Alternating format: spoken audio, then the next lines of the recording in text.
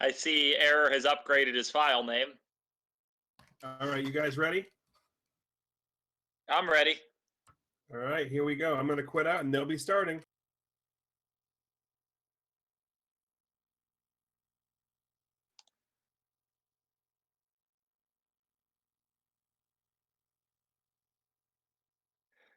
So yeah, TG, what do you think about that file name? I think that's very typical of Error.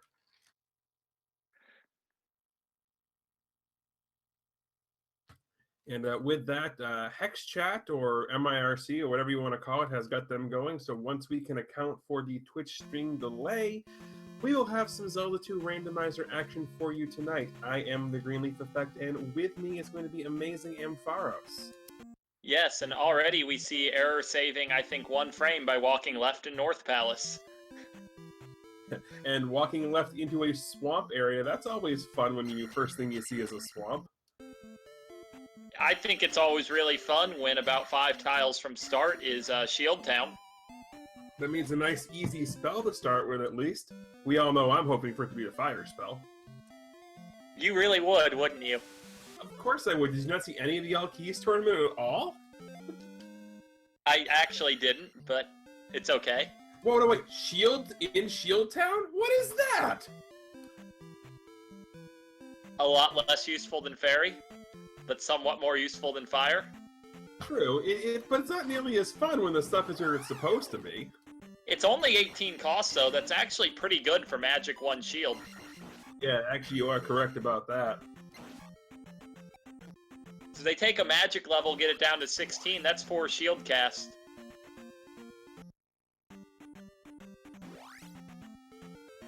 And oh, we've We already see had an Error early dive in Death Mountain early.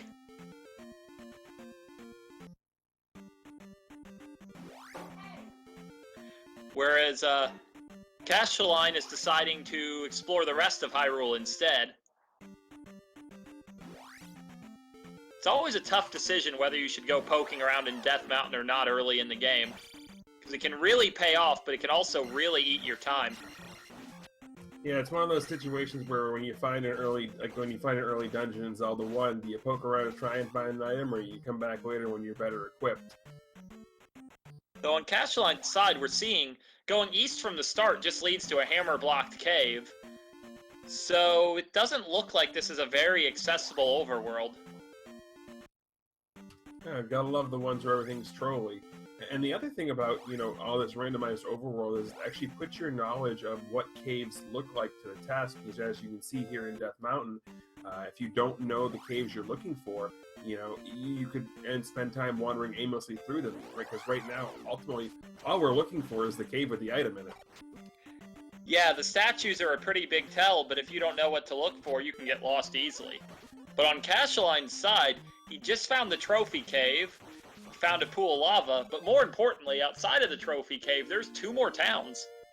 That's really, really good there. So if Error digs Death Mountain deep and ends up not leaving with the item, or leaves with a bad item like a heart container, this could really put him behind early in the race.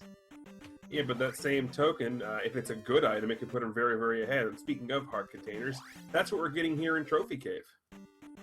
Yeah, though Error has found the rock and the cave with the hammer item.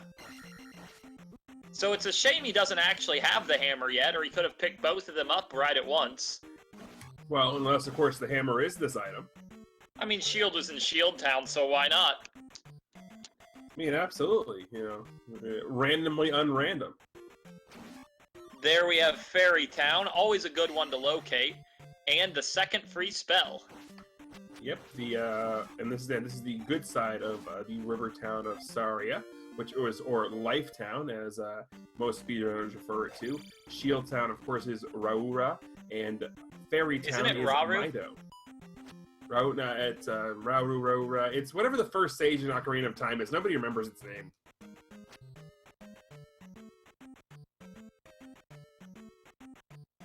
The other nice thing that you wouldn't instantly think about with this town being here is that as soon as he finds Bagoo, this could be a big warp across the western side of Hyrule.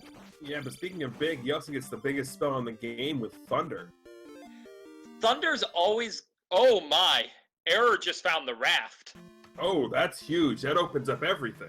That is the single best item that could have been there. Because the raft spot we've seen on Cacheline's side is not terribly far from start, so Error will probably pick up that heart container and trophy cave, the Thunder spell, and he could go east right now if he wanted to. And that opens up a whole lot more of the overworld items. And we've seen the two free spells on this side are Shield and Thunder, which, while Thunder's long-term useful, it's not really short-term useful. You could easily find Jumper Fairy in the East Continent and get that downstab from the Easy Town. Yeah, absolutely. And then we go to the other side of Hyrule, and we have, well, at least one more free spell with Nabooru and the Lazy Woman. And depending on, what you end up with finding, you get a couple more with old and new Kasuto, respectively. Yeah, East Hyrule's really terrifying to navigate at a very low level, but if you find the stuff in it, there's a lot more free towns. Yep, and Error is picking up the mirror right here in Saria, so he too is going to get the Thunder spell. I didn't catch the Magic 1 spell cost on Thunder on Cacheline's side, did you? 103. Yeah, that's even higher than average. Oh! Cacheline knows Bagoo. Yeah, and the reason the 103 is a bit of a pain there is if you've never counted it up, each one of those little boxes for life and magic equals a total of 16 units, so even at max, which is 8, you only have 128 units of health and or magic to play with.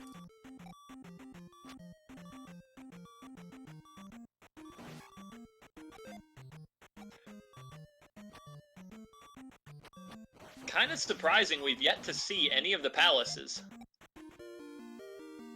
It does not seem like they will be short trips from the starting location for either of our racers. They're all just going to be standing there in a line waving flags at the racers saying, "Come get us."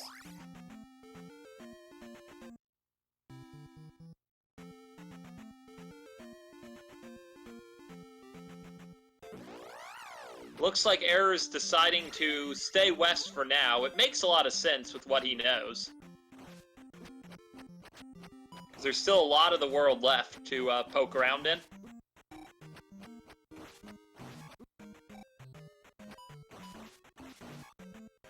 Oh yeah, absolutely. And the interesting thing about the randomizer is figuring out your leveling up when you don't know how much experience you're going to need each time you go into it. Although, taking Magic 2 there did drop the cost of Thunder to 82. I didn't quite catch what Shield was.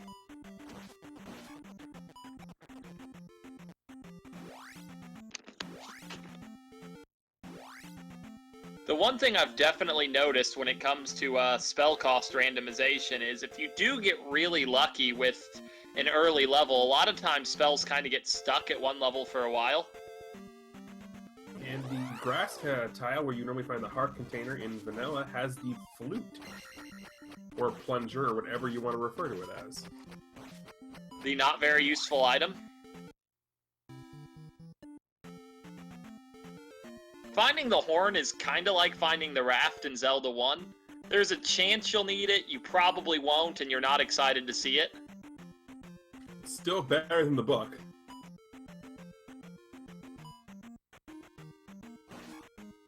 But is it better than the cross? Ooh, that's a tough choice. I think I'd rather have cross than flute, just because, not seeing enemies. Ooh, and speaking of not seeing things, Eric didn't see that fireball as it knocked him into the water.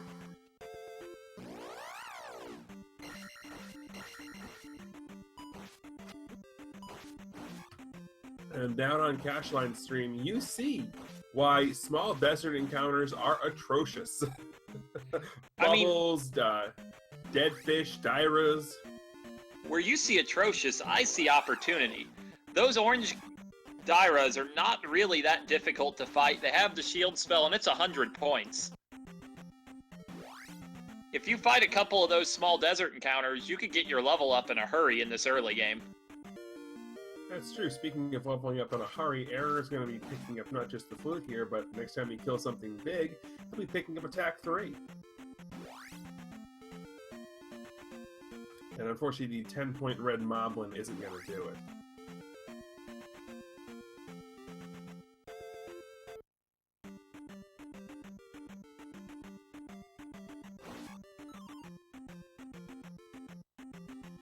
And here's where we kind of see a little of the cave identification you're talking about, because as Cacheline appears to be wandering into the jump cave. Yeah, and Error, knowing what it was just able to pop on out and say, nope, nope, nope. Looks like Cacheline did finally realize what he had found, and Error has also found the raft spot, and he can actually utilize that as soon as he's done checking out this forest tile. It is pretty remarkable, though, just how far both racers have gone, and we have not seen a palace on either screen. That is really, really incredible.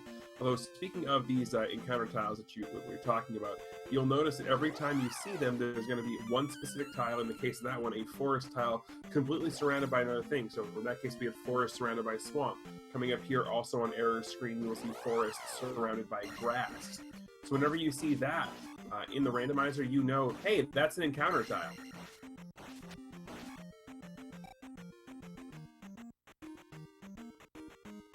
We see Cacheline here going through one of these caves. Not entirely sure which one this one is. I'm going to go one with the red Dyra. That's my favorite, you know. And they're only worth 50, which is the low end of what they can offer, and certainly not what you want to see. But he gets guarding the boots. That's awesome. That's Heart Container Cave, I think. Yeah, this is the cave. I think when I see it, I usually say the cave that looks like Parapa Desert Cave, but isn't. Yeah, this is the one with the heart container that's normally on the way to Palace 2. Well, we see up on Error's side, he just found the would-be candle. Yeah, finding that in Magic Container Cave, getting the 500-point P-Bag, which is never a bad thing to get there. He's going to get Magic 2 and Life 3 out of the deal. 323 is really a pretty good level to dive into Palace 1 or 2, so it's just kind of a shame we haven't seen him yet. I'm really beginning to wonder if either you need the boots to cross that river or you have to go through Parapa Desert Cave to get over there. It could be, or it could be one of those scenarios where you need the letter from Bagu to get through Saria. I think we've already seen the other end of Saria, though, because we saw a couple towns that I think Cacheline just walked by. True, and speaking of things that we can just walk by, Cacheline now also has the kidnapped kid, so it's going to give him access to another spell when he eventually makes it to Eastern Hyrule. Though most players, apparently not Error, but most players really put off Death Mountain, so that could really cost him if it turns out East Hyrule is the key to the rest of the seed. Looks like the key to the rest of the seed is figuring out a way to properly navigate swamps. Here's a palace, 2 of them. And Error venturing into Palace 1.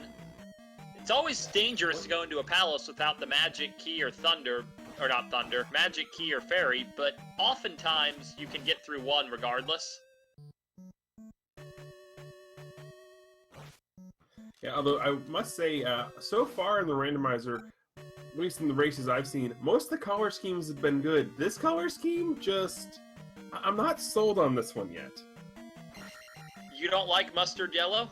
This isn't mustard yellow. This is... I don't want to say puke, but puke.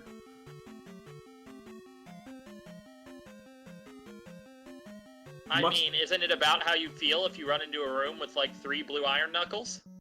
That's why I just commentate on this game and don't play it.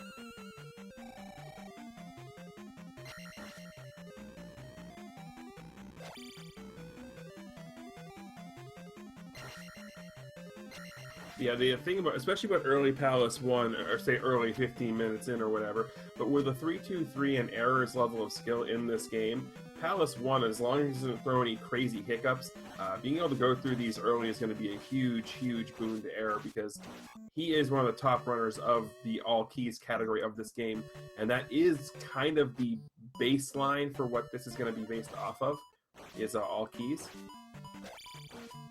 And as he's demonstrating, he has the shield spell and he's not scared to use it to fight a stronger enemy. Because sometimes you see high skill players get a little proud with stuff like casting shield, but it's a powerful tool early in the game. Especially when you don't have the the down stab to jackhammer the blue iron knuckles. That was a brilliant use of the shield spell to basically back it off the screen and despawn it, and hey, that's the Eddie key! Incredibly powerful early game item. This will really just open all of the palaces to Error. It really just removes all the urgency of finding the fairy spell. It's still helpful, but not nearly as essential. Yeah, absolutely, especially considering that at this point the only reason you would really need the fairy spell is to get through those 2 or 3 rooms where it's required.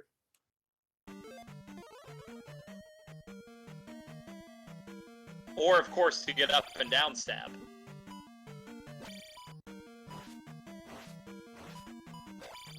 Only if you're going to cheese it a little bit. And technically, most runners do use it to get through the forced encounters in Valley of Death.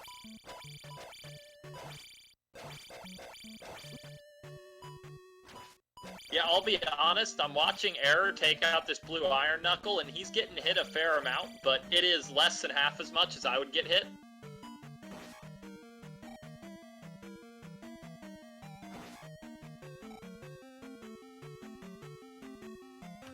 Yeah, one of the things I'm going to be interested to see is, we saw in the Zelda 1 randomized tournament, and I'm hoping we get to see it here, is those matchups where you have somebody who is very skilled in the any percent route, or whatever the main route is. In this case, I'm going to say all keys, because that's the one that was most akin to what we're doing here. To watch some of those all keys runners take on someone who is more proficient in the randomizer, to see how that plays out with, you know, the ability to route on the fly, taking precedent over the skill with, you know, lower percentage runs, lower skilled runs, things of that nature. So that, to me, is going to be one of the very interesting dynamics here. I agree that's always an interesting dynamic, but Error's actually shown an impressive ability all around so far. Like, he just walked into that room that's a dead end with a couple of enemies. He recognized the enemies, knew it would just lead to a key that he no longer needs, turned around and left. Over the course of a run, those little recognitions really save a lot of time. Absolutely, and that just goes to show you when you have run the 100% category, you see a lot of the rooms. So you tend to know, hey, this leads to this, I don't need that. Also, the other thing is with tournament flags, is extra keys are turned on, so anything that would normally be a P bag is just going to be a key. Speaking of P bags, we're seeing the candle P bag over on Cacheline's screen.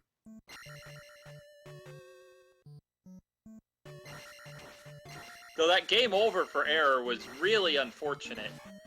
Both because it set him back, and he was honestly on track to get manual attack 4 before the death, but now he's probably going to need the gem for it.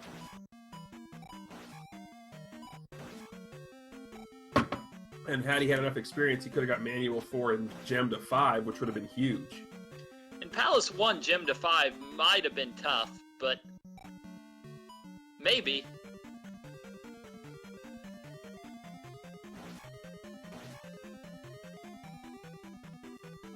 Well, considering the orange iron knuckles, I believe, were 100 if I saw correctly, so it could have been possible. And shout outs to the unofficial mascot of the Z2 randomizer, Wall Stalthos. Well, we see Cacheline demonstrating that the boots, they're powerful for avoiding encounters, but it doesn't look like they block anything in West Hyrule this seed. Nope, because the way the boots are going to work here is normally in the vanilla game you can only walk on certain tiles. Here in the randomizer you can walk on all the water tiles until you reach the edge of the screen. Just gonna throw out, I made that suggestion. To let the boots walk on all the water. So, you know, no shameless self-promotion here, none whatsoever. We are a completely unbiased stream here.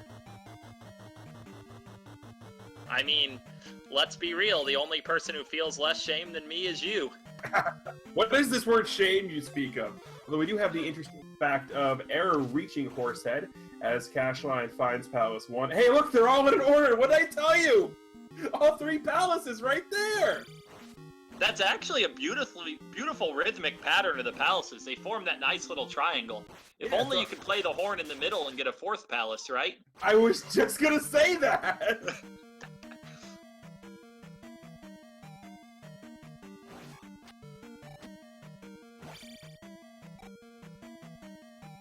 Error making a pretty good experience farming decision here, recognizing he can respawn those little trap enemies to get over that threshold. Yeah, and he's going to take the extra minutes here to get over 400 so he can get the attack level there. Absolutely beautiful. Yeah, it's always a hard decision whether to farm experience before placing a gem or not, but early in the game I really do think it pays off because it helps you later on build to those really high levels, and right away, the difference between attack 3 and 4 is huge. You can handle so much more with attack 4 than attack 3. Error, unfortunately, getting the item drops, but getting the blue jars back to back there. Though that's actually really likely. Isn't it, as I recall, a 7 out of 8 that you'll get a blue jar from the small groups and only a 1 out of 8 for the 50p bag? You are absolutely correct about that. The reason I say it was unlucky is because it was less than 6. Because normally that's every 6 you get a drop. That was completely less than 6 where you got a drop there. And now Error is moving on to the next palace with a much more pleasing color palette. And we cannot tell right now if this is it's 2 Palace or 3 2. because it's... The pillars. Ah, I learned the to pillars. tell last night. Ah, fair enough. I was going to say, we can't tell if it's Palace 2 based solely on the fact that that dropped a red jar.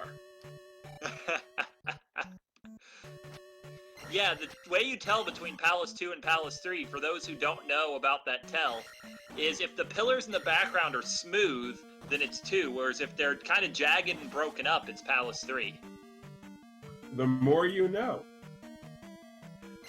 We suspect that in a future version of the randomizer, Dig Shake will randomize pillar appearances, but for now, that's your cheesy tell.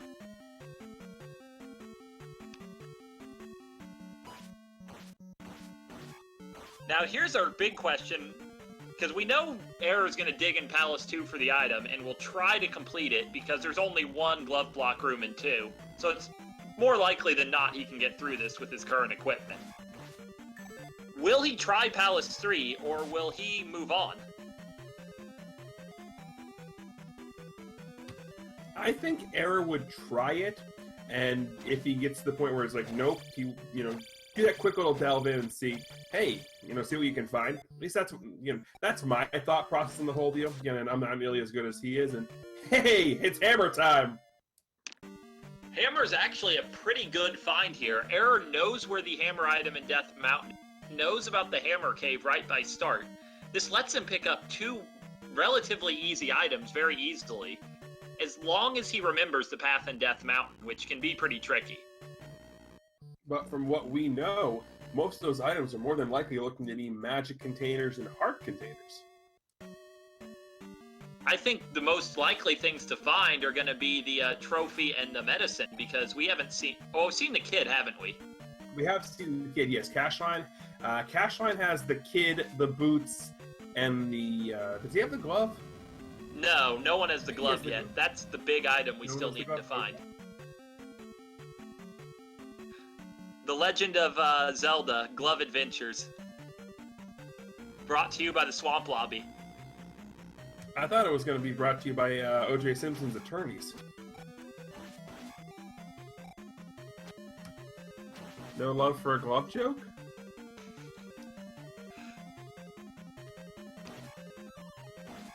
I don't even know what to say about that joke. That is the level of shameless we've come to expect. Yep, I made an O.J. Simpson joke in 2016, everybody.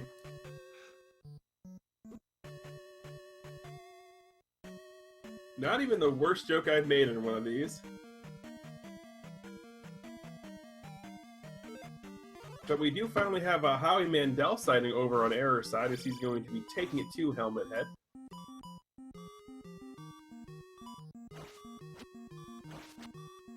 Now, I have a funny story about Helmet Head that I'm pretty sure you don't want to hear about why Helmet Head ended up being a guard here in Palace 2.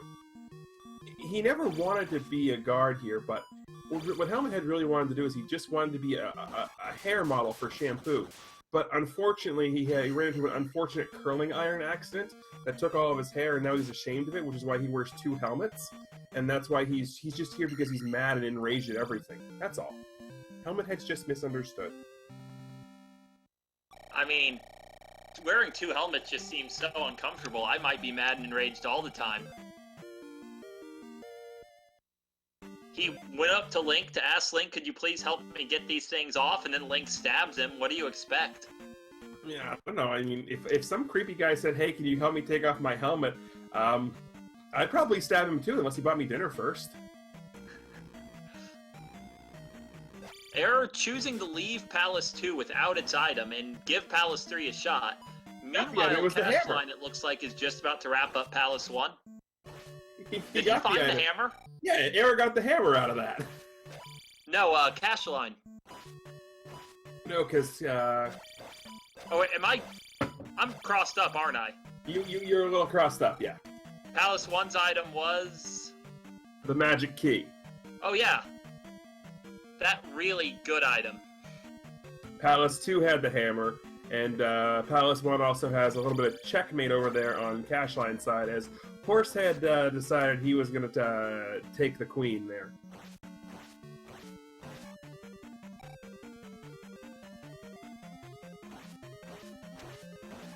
It's actually funny, if you practice a lot on just randomizer, you can get used to fighting a boss like Horsehead with downstab. But for a player with as much more any % experience, of course, they're going to be very used to fighting him with nothing.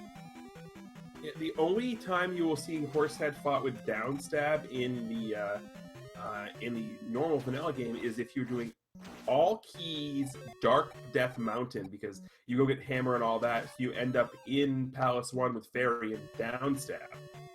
Speaking of that, Error is in Palace 3 without downstab, so hey Rebanak, let's see this fight the way it's intended?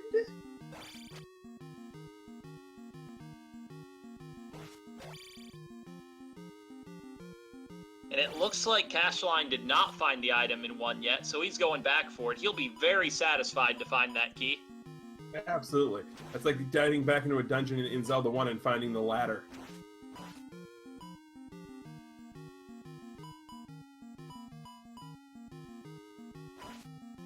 Error with an absolutely textbookly beautiful fight there with Rebanak.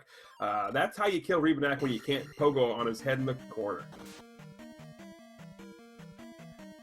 And I'd like to point out just how much Error is cruising this run. He has 3 gems placed in 27.5 minutes. And with all honesty right now, statistically speaking, we know the other items in the overworld. He doesn't need to go back to 3 right as of right now, and he's not. He's not bothering to go back to 3 with that gamble at all. I think that's the absolute right call. Yeah, I would agree, especially because there's no guarantee he can even reach the item in 3 without the glove. And I believe there's a guarantee that the glove can't be in 3 because of the blocks, correct? There is indeed that guarantee, and honestly, the glove is the only other item he probably needs.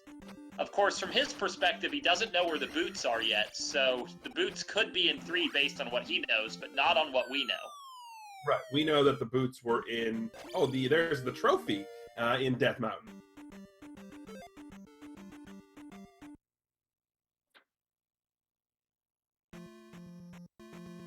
So Cacheline faced a little bit of a decision there.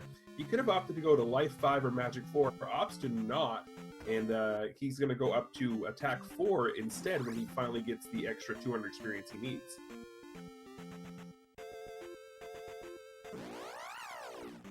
Though tragically we discover the Hammer Block Cave right by start is just the P-Bag Cave.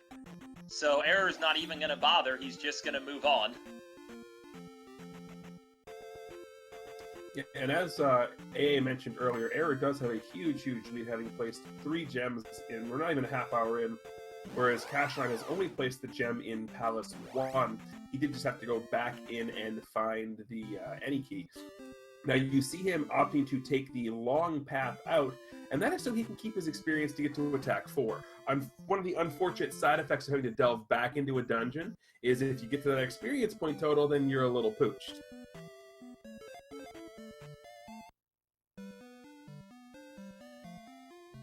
Cacheline is giving us a pretty good race so far. Having 1 gym at a half hour in and most of West Hyrule explored is typically pretty good, but Error is just flying. And this is the second time we've had something be where it's supposed to. Ruto, which is what we all call Jump Town, has, well, the jump spell. And that's fantastic, as Fairy Town is right next to the raft spot, so Error can pick up Downstab and head east all in one fell swoop. And the only thing he's missing to get the spell out of Fairy Town is, of course, the Water of Life. And once we find that...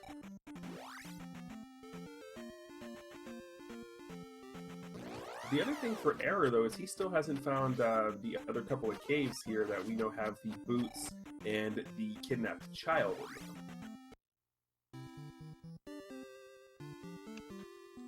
Which, knowing those items are there, it'd be overall better for Error's interest if he just heads east and starts checking stuff out.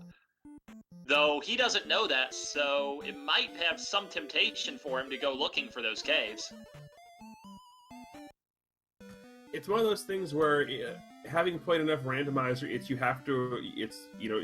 the gambit. Do you take the chance of possibly walking by something you need to go and get more exploration done and come back later, or not? It's how much are you willing to gamble? Because ultimately, especially with a randomized overworld such as this, a lot of the decisions you're going to make are going to be based off of 2 things. 1, what the game is willing to give you, and 2, how much you're willing to gamble or take risks.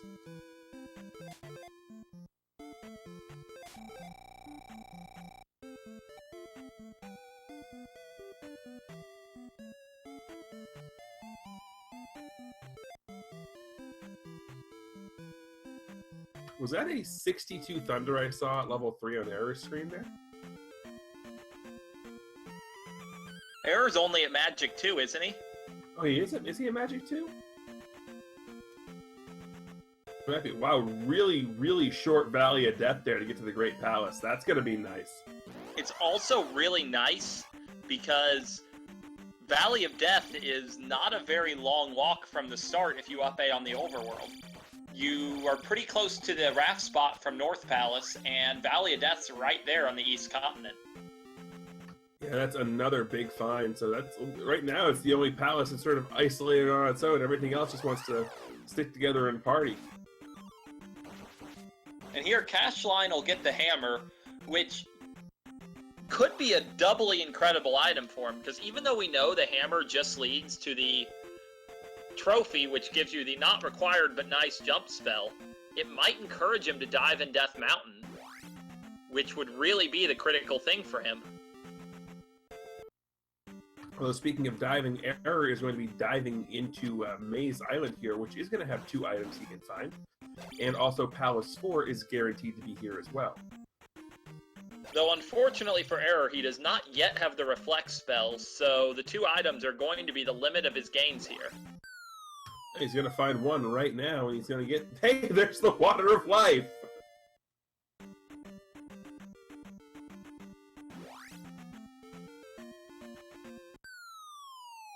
And you were absolutely correct there with Cacheline opting to delve deep into Death Mountain. And we know, and it'll actually be a long-term time save for him, that both item caves are directly next to each other, so when he finds one, he'll find the other. So, whereas Error had to make 2 trips, Cacheline can save some time on the back end by doing it in one fell swoop.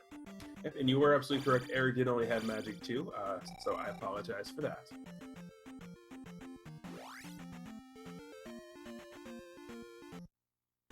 Now, the interesting thing that Error has to contend with here in Maze Island is he does not have the boots as he's taking Life 4 on this level up. So he actually does have to take all the long paths. He can't just explore dead ends and then circumvent it by walking on the rivers.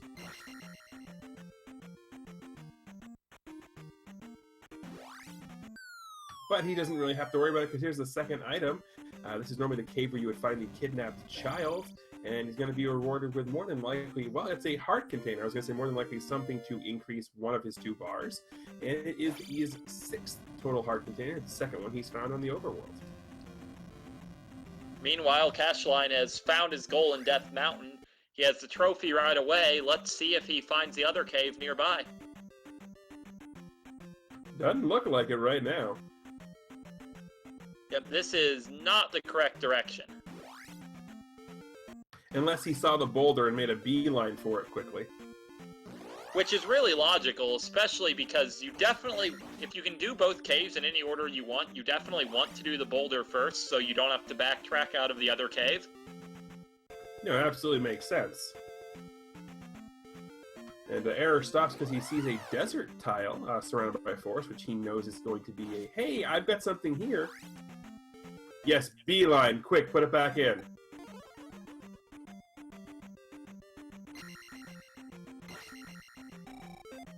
Gonna get himself a delicious 500-point P-bag.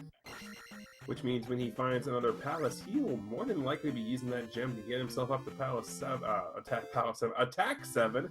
And hey, here's a town, and hey guys, hey guys, you all know what town this is, right? Hey TGE, I know you're in Maine and I'm in Missouri, but could you go get me a glass of water?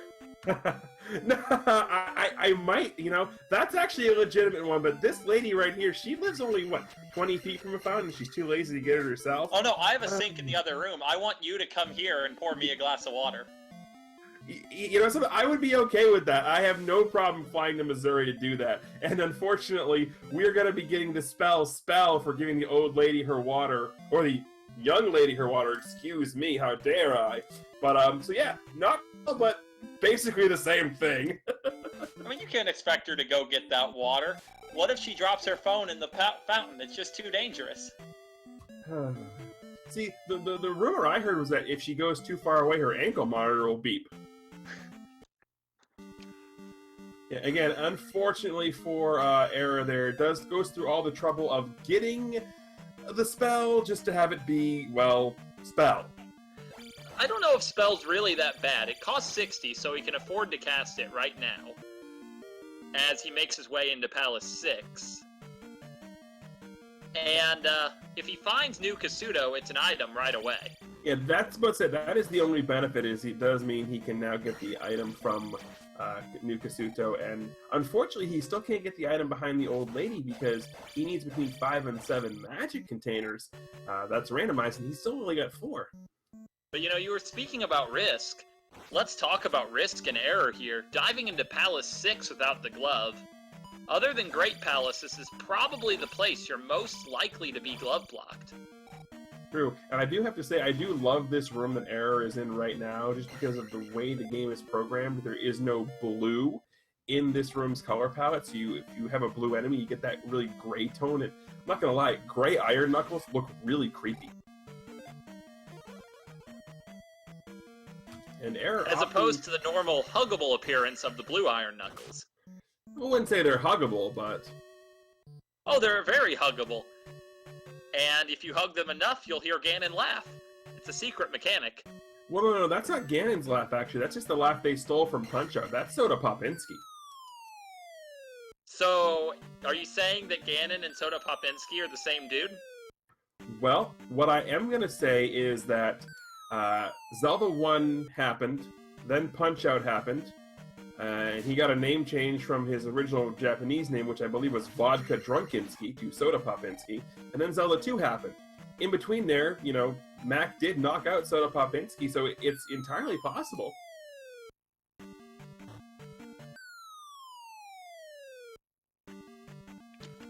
Error getting a nice little stealing walk here in one of the rooms he could potentially get glove blocked out of, so that was nice.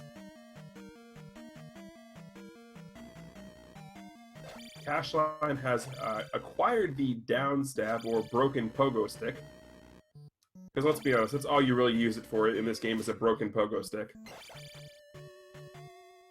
I mean, I use it in almost all circumstances. It's really good. I wish Link could downstab in the other games.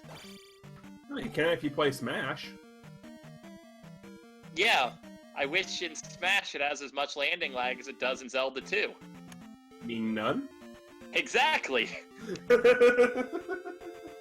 Yes, for those who don't know what we're referring to here in this game, the reason downstab is more of an efficient attack than a normal attack is because every time you press the A button, you have to fully wait for Link to finish his attack motion before you can do another one. In the downstab, it is a one-frame motion, so you literally can attack as fast as your little fingers can mash the down button.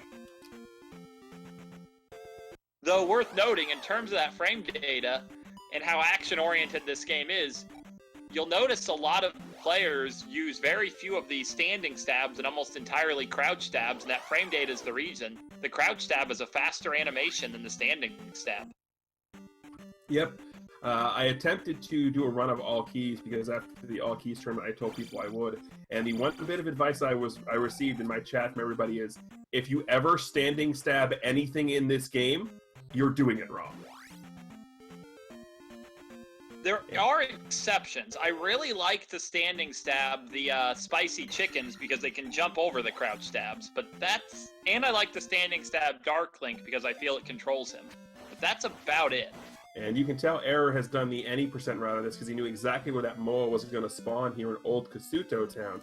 And let's see what he can get for the spell. And hey, he's got Reflect, so Palace 4 is now doable.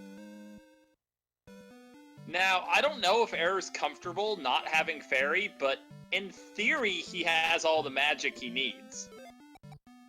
Because Fairy only blocks 28. a couple of rooms. Oh, look at that River Devil! He blocks absolutely nothing. Just hanging out, chilling. The interesting thing with not having Fairy, though, is Error has already seen both of those rooms that you need Fairy in Palace 6, so he could be thinking in the back of his head that he might need it. We've also found the Darunia Mountain Pass here. Yeah, certainly from Error's perspective, he's got to be hoping to find New Kasuto. He knows the child somewhere in West Hyrule he hasn't explored yet. He can go back and turn in the medicine, I guess.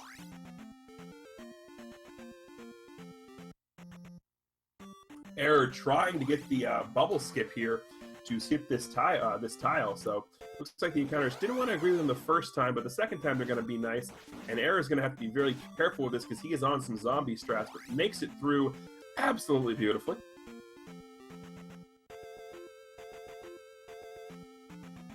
And he's immediately rewarded with one of the remaining 2 towns. And it is New Kasuto, the one he was hoping to find. Wonderful find. He'll know how many magic containers he needs, or he won't. He could have known. He'll pick up a spell and he'll get an item. Hopefully it's Fairy.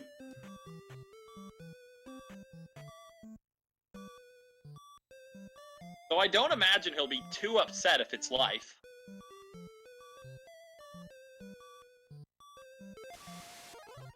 This magic word will give you power. We all know what that means.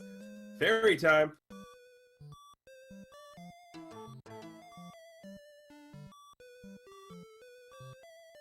So that means our remaining 2 spells are Life and Fire. A player of Error's caliber, I don't expect will go out of his way at all to roll on the chance of life, given what's remaining. No, absolutely not. If he happens, I mean, he's not even going to happen across it because he doesn't have the child. And he does have the Water of Life, but doesn't need it. And hey, there's the magic container finally. So I guess he can try on his way out and see if the old woman moves out of his way.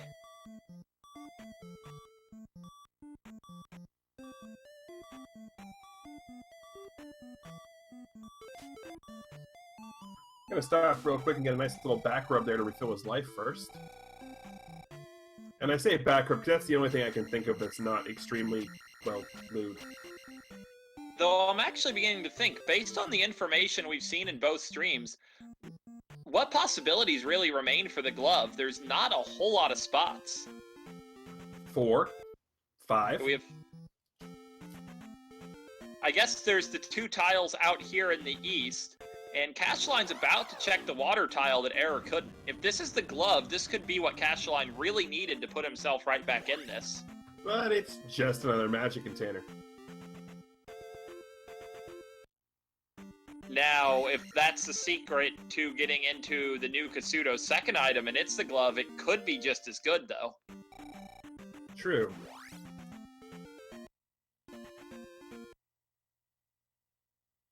Because our number of spots remaining in the world is just getting very few.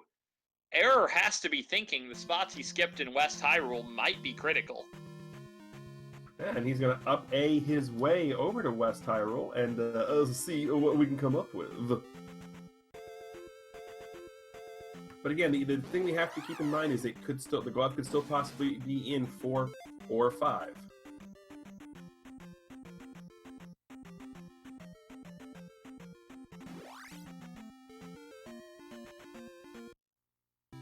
And for some reason, Cacheline's clearing out the River Devil. Now the people of Hyrule can go to that dead-end mountain pass. Well, isn't that kind of like Lookout Point? And if you don't understand the Lookout Point reference, you're obviously too young. Or you spent your entire childhood in a basement playing an NES and a Super Nintendo. Not that I can relate to that. And hey, Error does get the life spell on his trip back to, for God's sakes, I can't even think of the name of the town anymore because you just completely, wrecked Mido. There we go, that's the town.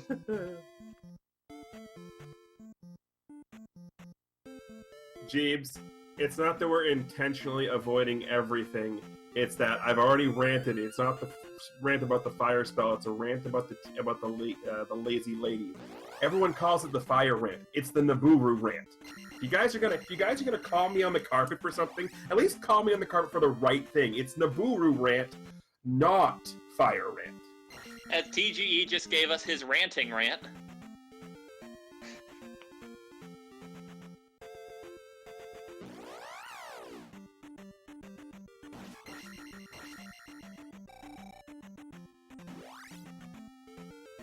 It does not seem wherever Palace 5 and Darunia are, it's going to be a simple route to them. As both runners have explored a lot of the easy-to-access area along the obvious paths and have come up blank on both of those. And it looks as if Error is going to go and try his luck in Palace 4 now that he has that shiny new Reflect spell, and I honestly don't blame him for that one bit, because this could give him the glove that he needs. It's a risky play because he doesn't know that the boots are over in the boots are the extra item he hasn't found in West Hyrule, and he doesn't know it's just the magic container on the ocean spot. But based on what we know, this is the correct call. Absolutely, and it's also one of those situations where it's like when you're trying to find a dungeon in Zelda 1, and I know I'm going to keep using these analogies, but you find a dungeon, hey, I don't know what's in here, it's going to be a little bit more difficult, but we're going to go through, we're going to explore it anyway, because worst case scenario, we still at least get the Triforce, in this case the gem, out of the dungeon, so we're at least making progress. It is true it's required, though we just got a critical piece of information on Cacheline's side. He was respectful of his elders and let the old woman talk, to find out that you need 7 magic containers to get the item. So even if he has the spell, which he does, and if he picks up this item, he'll still be 1 short. Which, as we mentioned, if that is in fact the glove, then whoo-hoo boy.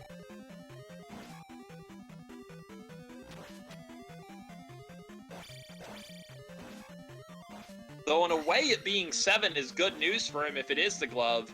Not that he knows it, but Error is in an even rougher magic container situation, and he does not know that it's 7.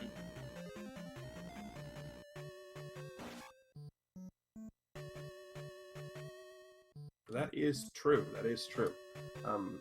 Although I always find Palace 4 interesting, even in the vanilla game, because its name is actually very misleading, because the palaces in this game are named after their locations. Palace 1 is the Parappa Palace, which is in the Parappa Desert. Palace 2 is the Midori Palace, which is in the Midori Swamp, etc., etc. Well, Palace 4 is the Maze Palace, and yes, we know it's on Maze Island, but still the name Maze Palace just implies that you're going to be wandering around here aimlessly for a while. So one of my favorite little quirks about this game is like, hey, yeah, we're going to tell you the name of this place, but it's not going to mean what you think it means. I mean, Palace 4 isn't that straightforward. You can easily lose a lot of time as you wander into meaningless lava room after meaningless lava room, as Error is demonstrating. True, but it's also one of those things where it's not really mazy. Palace 5 is the first one that sort of becomes mazy with having to go through false walls and all of that stuff.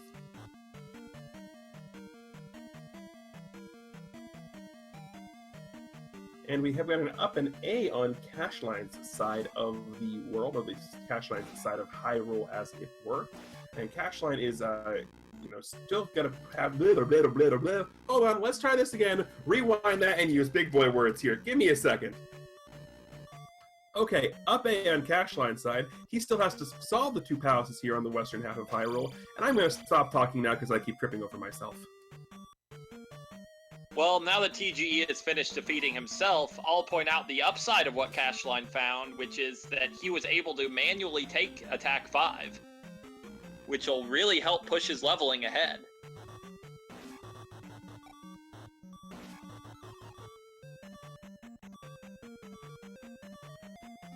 Yeah, as I think Cacheline's priority here is finding Darunia and Palace 5, and we see Palace 5 surrounded by those mountains in that graveyard. And I just have to say, with these randomized overworlds, everyone likes to talk about Dig, Shake, and Swamp Lobby, but there are also a lot of graveyards. And I just have to wonder, what form of Hyrule are we even saving at this point? Has Ganon not already won?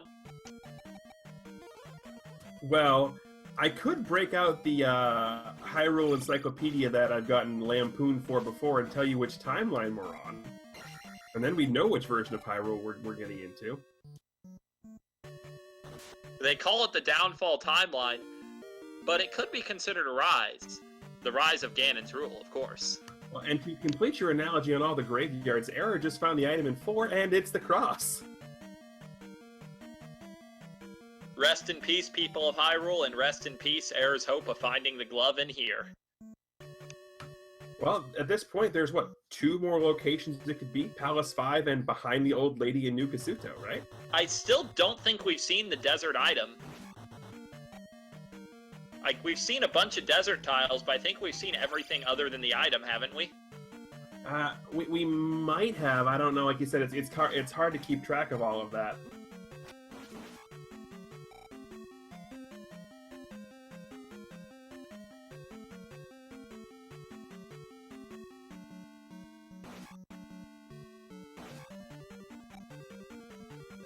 As we see Cacheline making another trip to Maze Island here.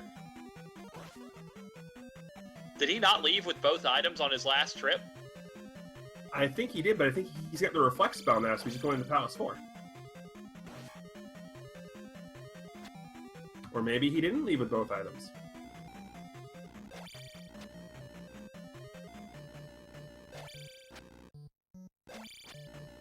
Well, there's our medicine, which, as we know, will lead him to the life spell if he chooses to cash it in. There's something delicious about the fact that rescuing the kidnapped child gets you the fire spell and the seed. If you can even find Darunia, which appears to be a very well-hidden town, this game will really make you work to claim the fire spell. And the upstab. Don't forget the upstab. You know, a lot of players aren't too fond of the upstab, but I rather like the upstab. It's a pretty handy sword technique.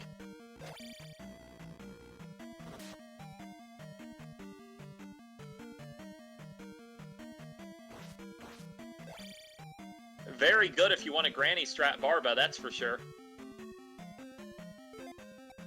Though I would not expect that kind of boss strategy from, honestly, either of these players. No, but we are going to get is what appears to be a very easy to destroy Karok because it only looks like it's taking 5 reflected shots to kill him. Error doing a bit of moonwalking there, and he is going to get up to attack 7. More than likely that is what he's going to take. And like all good Karok fights, Error used the excellent strategy of get good RNG. True, true. The way a Karok fight is usually judged is very simple. How many of the reflected shots go off the screen? If your number is less than 5, it's a good fight.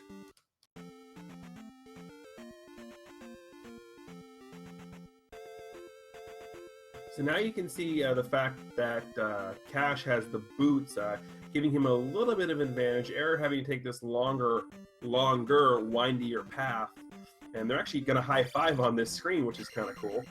But Cash can just sit here and take the river path and enter Palace 4.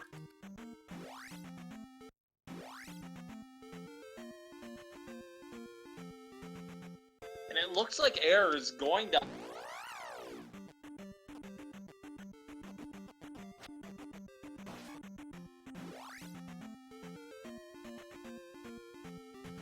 Error coming across that water tile that he can do absolutely nothing about.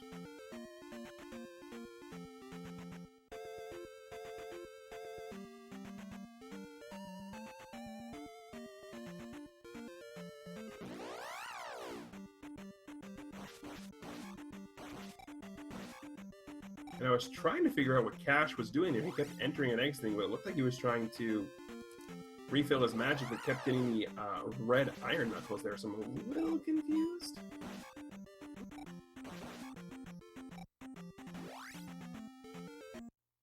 And hey, AA, we found Palace 5 in Darunia.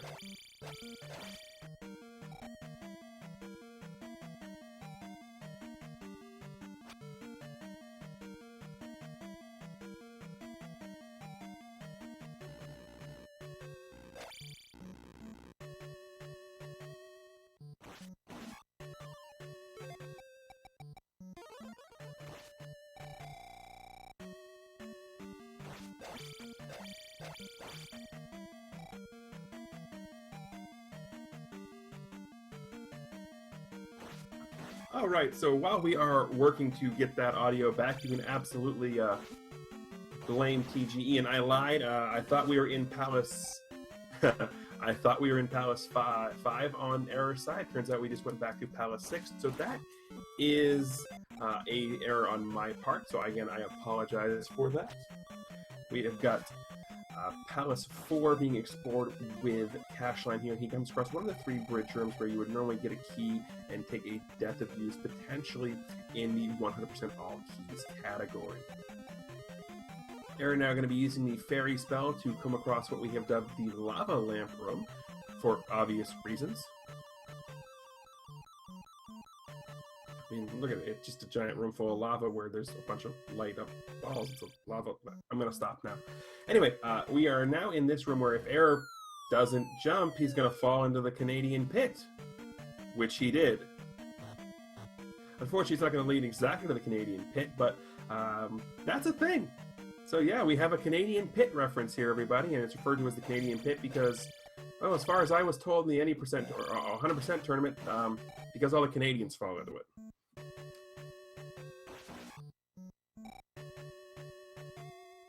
The pit of exploration, exactly, BT.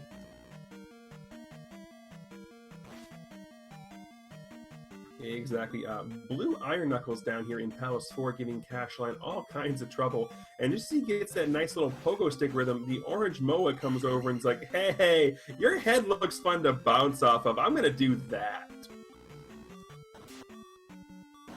So now I've got Cacheline dropping down a hole onto a collapsible bridge, having to choose a direction, chooses to go left, and that's going to lead him to a spot where he can either glitch into it and get that, or he's going to need the upstab and the glove, neither of which we have currently. And Error is making his way, continuing to make his way through Palace 6, and we're going to find one of the Rebanak refights here.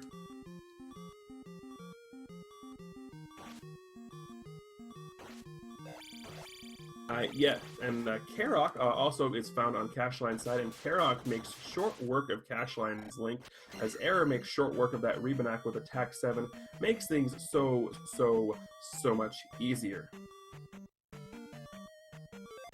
And Error has come across the glove block here in 6, so he may have to come back later. Hope for his sake he doesn't have to, but we do have that glove block right there, and Karok, not playing nicely in the sandbox, finally does manage to go down, and that is going to give Cacheline his second gem being placed, the gem in Palace 4.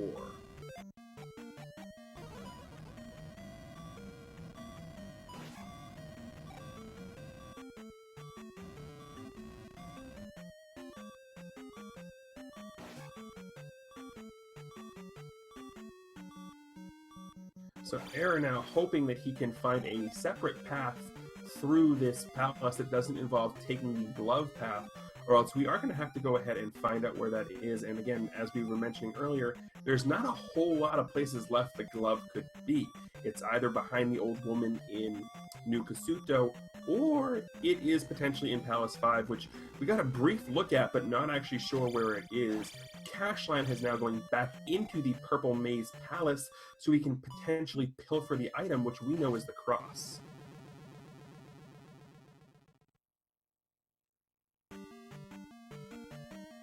Error taking a death, which honestly not all that bad in theory because it's going to stop the beeping strats here. And he's going to go with Magic 6. Again, it's going to lower more of his stuff. And I like taking Magic 6 here because Spell is only 28 now. Fairy's still costing 43, but Error now realizing he more than likely, is going to need that glove to get through here.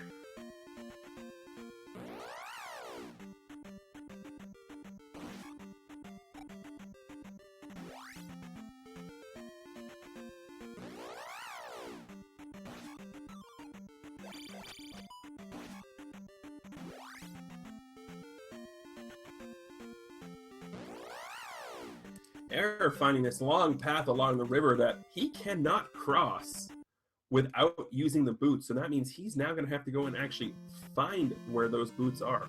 We, of course, know they are here in one of the spots left in Western Hyrule that he has not taken care of.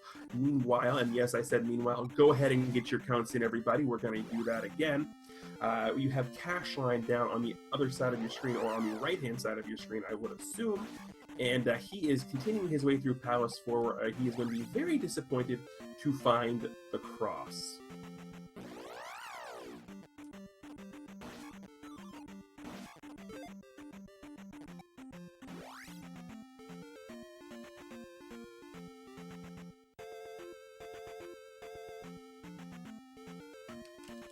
Cacheline opting to cast Shield because he got a red jar of this room, and utilizing the shield spell, especially a free cast like that, not a bad decision at all, makes going through a little bit easier.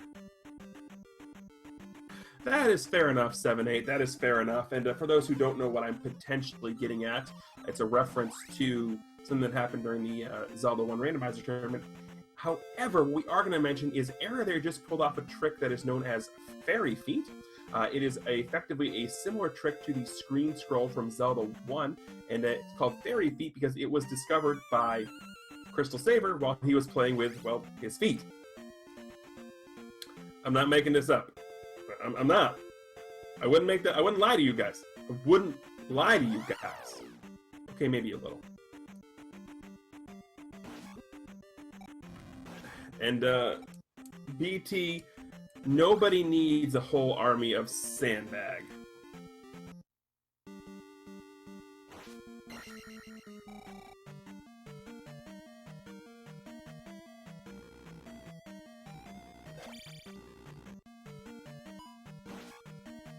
So Error making his way back into Palace 3. He is looking for something in here. More than likely looking for the boots, because he still needs the glove as well. But we know, based on the guarantees of the randomizer, that the glove cannot be in here. We also know, based on what we have seen from Cacheline, that the boots are not in here as well. Those are on the overworld of Hyrule. So Error now realizing well, pardon the pun, the error of his decision here. And he's now going to up A back to the start of the palace, and now he's got a decision to make. He has to figure out which caves he hasn't been into. Speaking of decisions to make, Cacheline has made the decision to go pick up the life spell and to head back to the eastern half of Hyrule, where we still are desperately seeking where Palace 5 and Darunia are.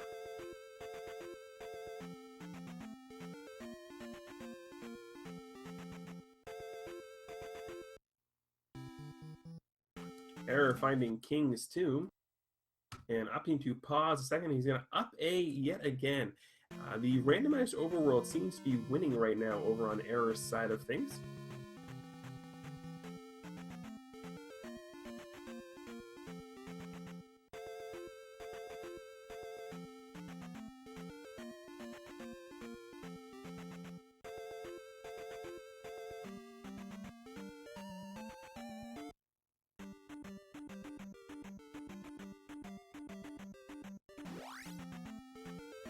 Again, we are almost at that point now where it's go back into every cave you've already been in to remember if you've been in it already.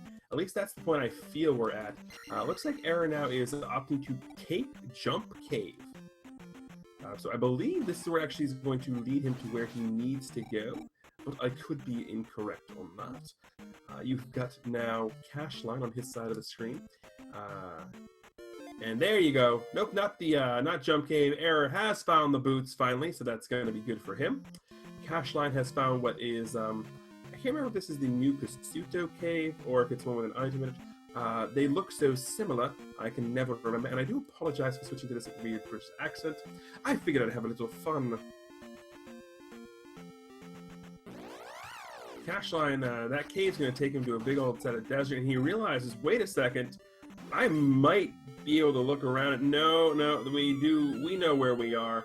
We figured out where we are again. We've seen this already. Cacheline trying to trick out an encounter there and does manage to do that just fine. So now he's going to go on over to this town, which... do we remember what this is? I do not believe it. Though they do both have the cross, we just saw the item. So yes, both of our runners do in fact have the cross item. Cacheline getting a little questioning about to where he's going to go and all of that. Error opting just to go straight up, past where he's going to be going to where he would get to Maze Island. And yes, there's some sound effects. So the hunt is on for the glove.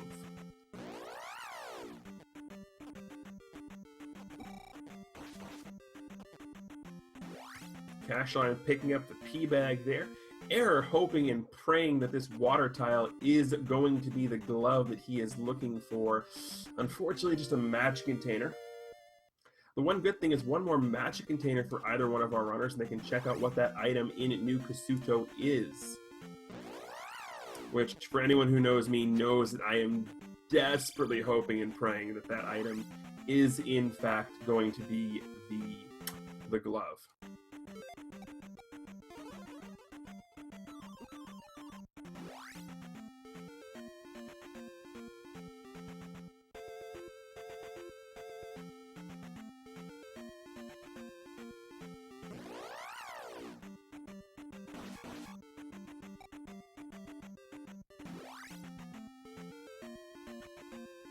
So again, in the path to finding where both Darunia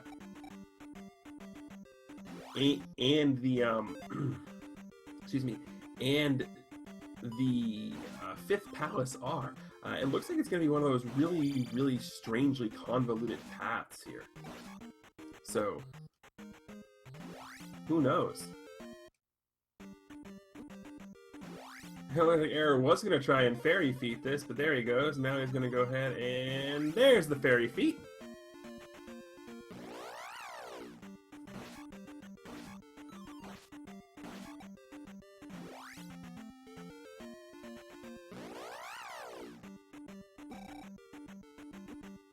Blue Mo is not playing it nicely in the sandbox. And Error coming back to New Kasuto, trying to get this. Unfortunately, he's going to be realizing he needs the 7th magic container, so that's got to be very, very disappointing. I can imagine a little bit of salt happening there, just a little tiny bit. And we get some Scorpion Max action on our right-hand side of the screen with Cacheline, as he is jumping over the Canadian... What's the word I'm looking for? I don't even know the word I'm looking for. So, figure it out. And hey, there's a graveyard in the swamp, I believe that path might take us to Palace 5.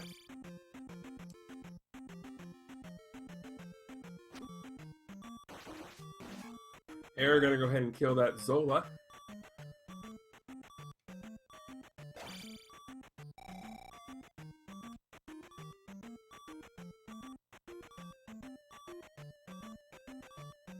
And as you can see, the enemies that are affected, and there we go. There's the cave we needed. There we go. We have found what we were looking for. We've got Darunia. Now, we know that the spell in here is fire, so it's completely useless. But we are going to potentially get the upstab, which is what we're doing now. And what we did there is we used a trick called Fairy Claws. And how that works is you crouch as you cast Fairy, and you go up and go down the chimney, and hey, you can enter just fine.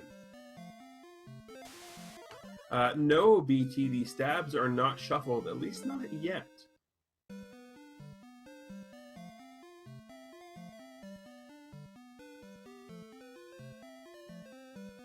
That is going to be the final item that Error is going to be needing in towns, per se, or final, not final item, because we more than likely, we're looking at needing that item in New Kasuto.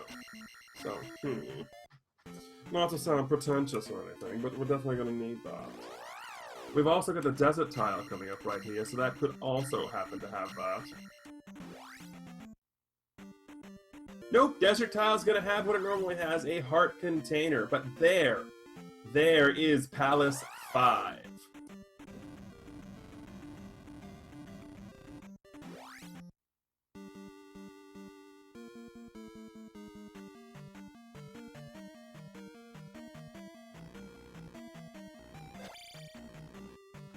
It's pause, DM. Pause.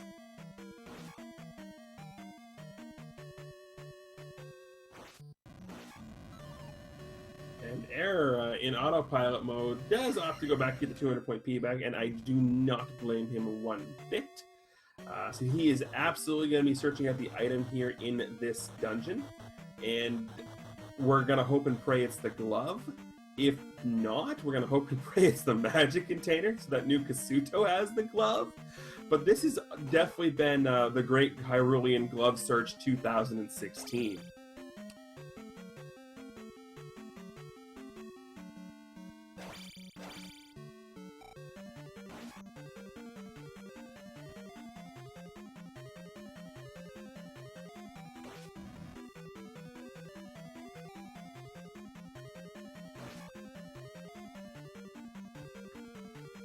Well, we've got the item coming up here, and there it is, the glove, hidden deep within the annals of Palace 5, which was in and of itself, there we go, that's what I'm trying to say, in and of itself, a complete and total pain to find, but the glove has finally made an appearance here, and that is going to make the rest of the seed for Error, supposedly anyway, smooth sailing.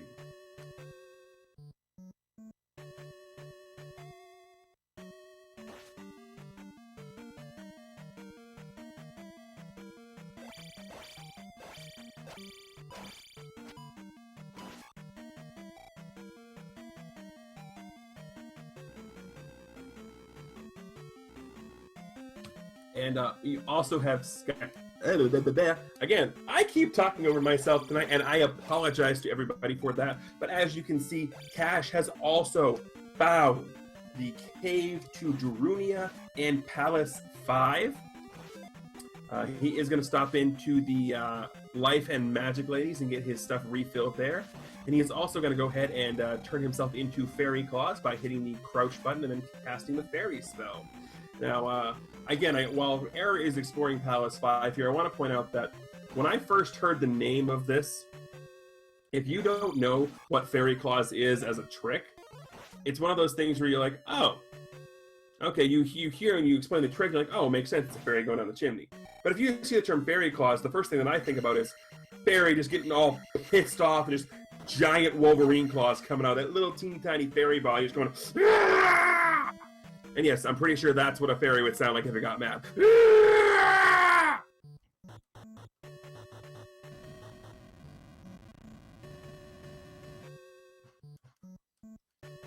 Error finding what would be the one of the keys, but because he's got the magic key, does not need it. So now he's going to make his way back through all of the falling blocks, and he's really, since again he's found the item, he is just trying to find his way to Boss Goomba so he can get on up out of this joint, get back to Palace 6, get on up out of that joint, place the gem, go into the Great Palace, and take care of all of his problems.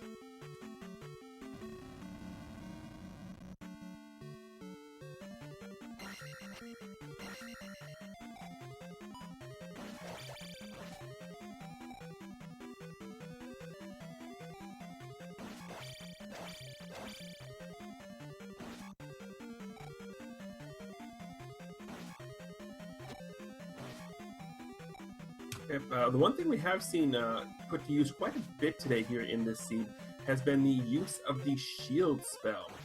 We got Error getting all kinds of red jars here. And then he's going to make his way back through the room as he's dodging the fiery poops of the orange Moa. And yes, I said fiery poops.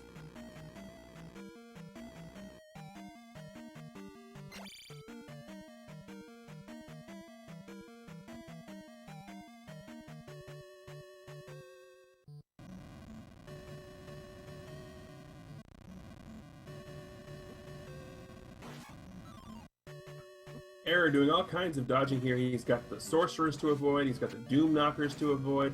This is quite the room as he has to jump over all the blocks. That's quite the interesting room.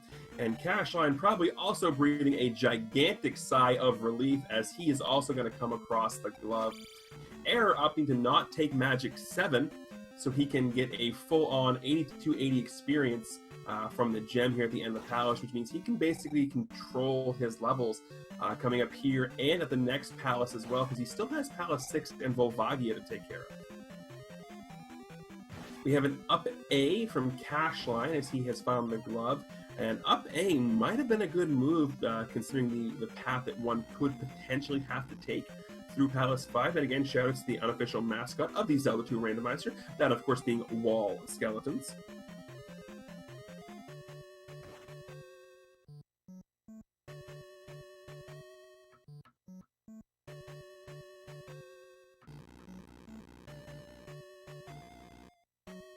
So Error taking the up elevator and making his way to the right as Cacheline is crossing a crumbling bridge.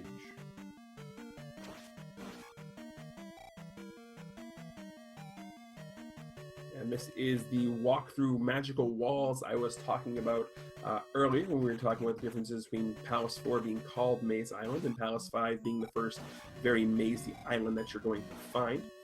As Cacheline makes his way through a room full of, well, looks like an Iron Knuckle party. And there ain't no party like an Iron Knuckle party, because the Iron Knuckle party don't stop. As long as you knuckle down first.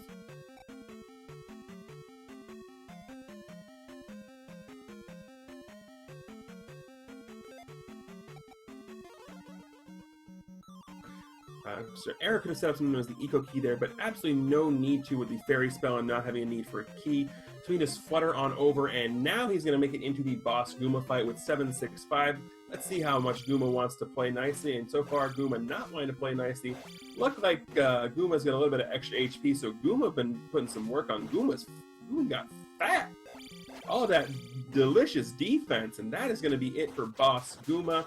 Going to give out a respectable 500 experience points. And Error is going to go ahead and place the gem into Palace 5 and give him 5 gems placed at 1 hour and 19 minutes. And I believe we have found Amazing Ampharos again. I'm really sorry. The Microsoft Corporation knew that I really needed to update right now. Oh, well. You wouldn't take no for an answer. It just landed, I do it. Well, in that case, not a problem. What you missed is they both found the cave to Darunia and Palace 5, and Palace 5 did in fact contain the Love of Glove. It's not surprising that a cave was required and that it would contain the glove, and it sure looks like Error has gotten to a fantastic endgame level.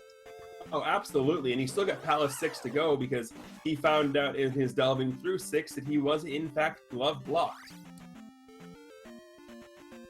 So did he make a second stab at 6 other than the one I saw? He did. He came across, because he went back with Fairy, thinking he might be able to use Fairy to get through, flew through the lava lamp room, and came across, well, one of the block blocks.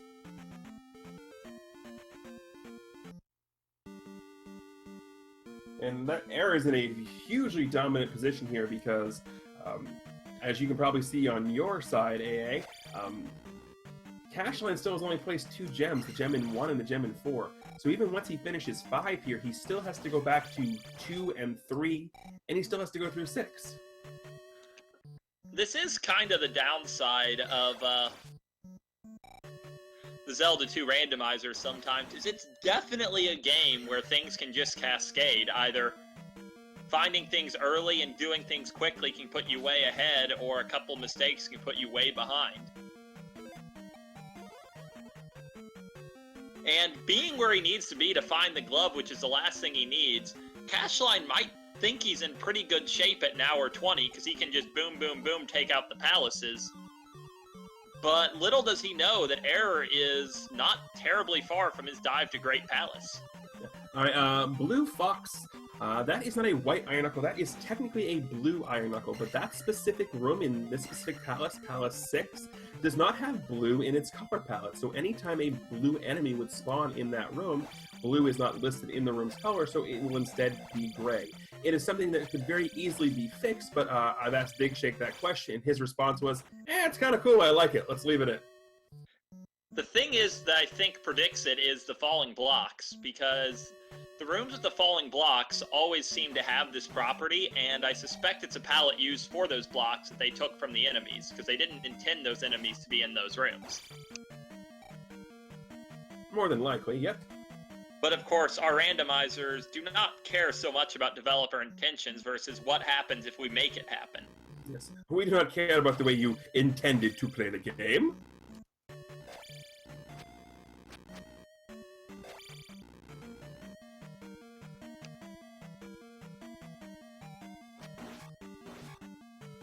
Although I do have to say, I think the chat is pretty happy that you're back, because they just had 15 minutes of nothing but me yapping incessantly.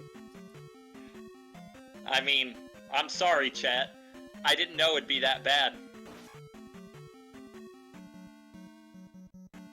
What he's not telling you is the fact that, well, it was all planned. And speaking of things that we're not telling people, someone should probably tell Cacheline that he has to cast Fairy to get over that room, because that's going to take him to Boss Guma. Has Cacheline found the glove yet? He has.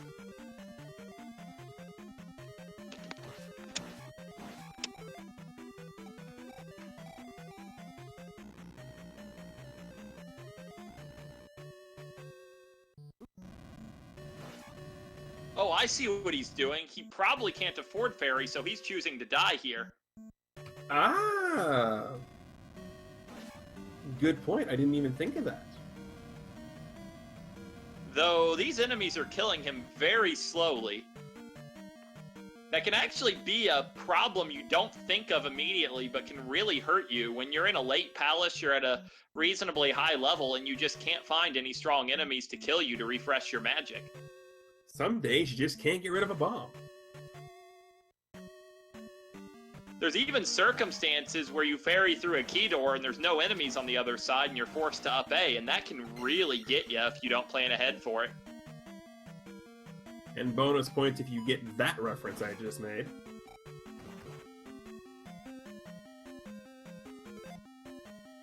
And we have found more whiz robes and a blue iron knuckle and another whiz robe.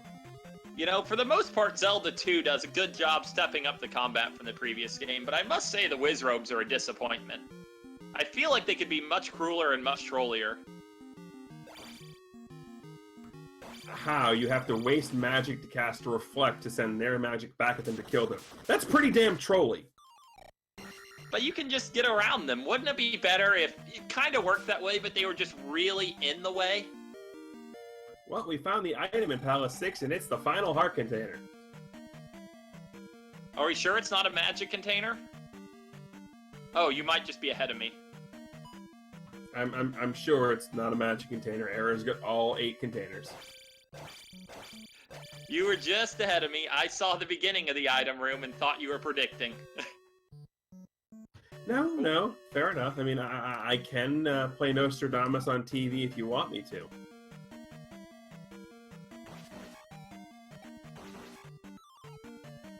Boss So, Guma based living on up to his everything name, we've though. seen in Error's various trips, he must have nearly full cleared Palace 6 by now. I think what he's going to have to do is fall down the pit and ferry through the hole that you normally have to ferry through to find Volvagia. And yes, I'm referring to Barba as Volvagia because I like the name better. Deal with it, chat. Hey, NES Remix 2 refers to it as Volvagia. You actually played that game? Yeah. Pretty good. I had bad experiences with Remix 1. I enjoyed Remix 1, but Remix 2 was a lot better because it had a lot more good games in it. Yes, QWERTY, his name is Boss Guma. And the reason his name is Boss Guma is because in the Japanese version, the enemies that we refer to as Doom Rattlers are called Gumas. So this would be the boss version of Guma. Unfortunately, with the name translation, we got Doom Rattler, but we didn't get the the Boss Guma change. But Boss Guma doesn't even exist in the Japanese version. It's just another helmet head.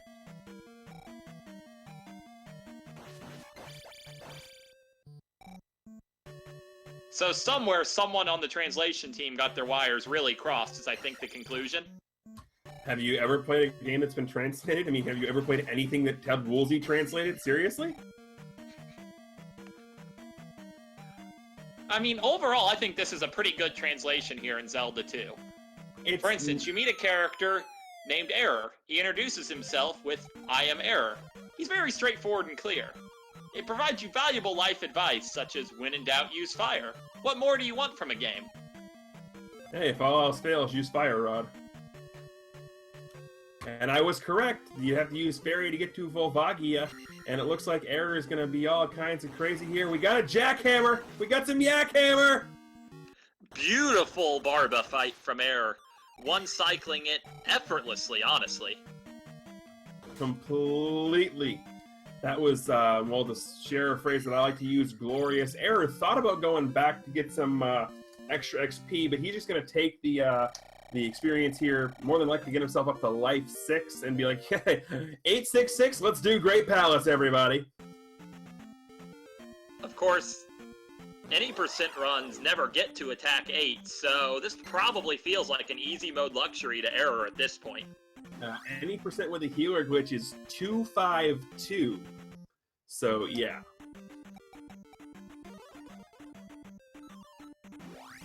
Oh, back-to-back on the encounter tiles here on Valley of Death. I was a But he little only needs surprised. When 2. he was on Maze Island, he didn't use Fairy Feet, but when he entered Valley of Death, he just pulled it off back-to-back. I don't think he had Fairy the first time he entered Maze Island. But I believe he did the second time when he went back for Palace 4 with Reflect, didn't he? He might. But either way, we are now in Great Palace, which sit back, relax, and enjoy the phenomenal music, everybody. Ooh, that was awfully close for Cacheline there. Coming directly under one of those slime droppers and nearly catching himself on. I thought for sure he was, wow. We found Thunderbird already on Error's side. Thunderbird early is just fantastic because even if it goes badly, you just have nothing to lose. And this fight's gonna probably look really pretty there, because Error knows how to fight Thunderbird quite nicely, even if he only has, the ability to cast Thunder.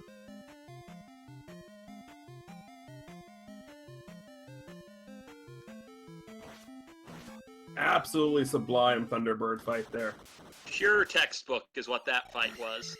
Absolutely. That's, again, somebody who's definitely run this game before. You can absolutely see it there. Really? What, really? This is the shortest Great Palace I've ever seen. That's amazing! That's absolutely amazing! It's a real shame glove was required in 6, because that was a glove-free Great Palace, wasn't it? That was an absolutely glove-free Great Palace, yeah.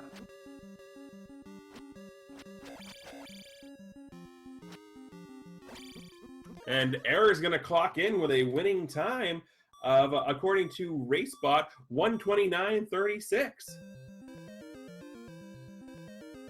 And that's a good time in the abstract. It's an incredible time for a seed where the glove is in the depths of Palace 5. Yeah, that's which is usually absolutely the very last place you look for it.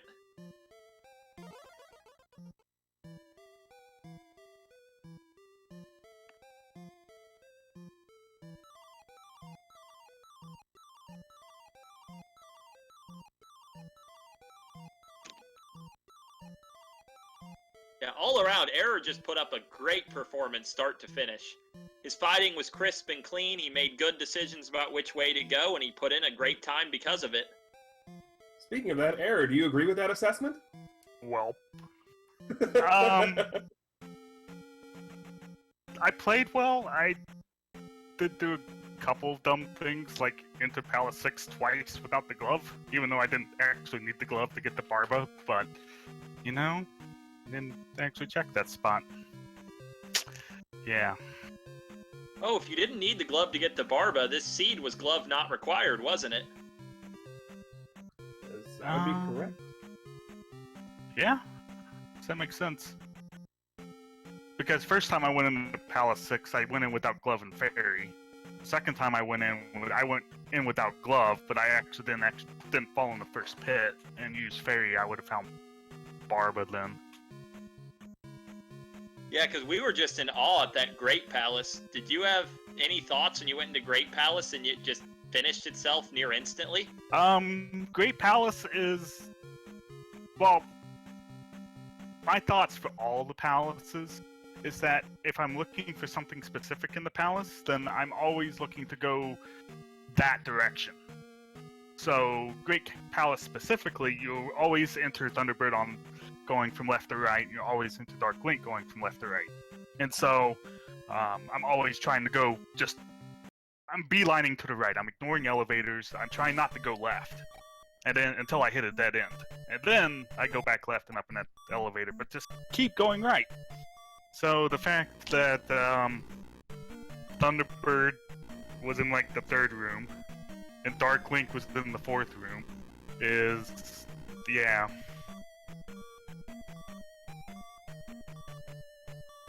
So speaking of some of the risks you took, early on we noticed you did go into Palace 3 without the glove, and you made the same decision again with 6.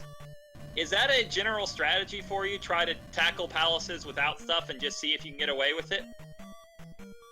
Yes. I mean, Palace 6 was more of a peak. The first time I entered 6 was a mistake because you get glove or fairy blocked pretty easily. 3 you can get glove blocked, and I think the item is glove blocked. I'm not sure about that, but 3 is less of a risk, and since all 3 palaces are right there, there's no reason I shouldn't have just gone into Palace 3.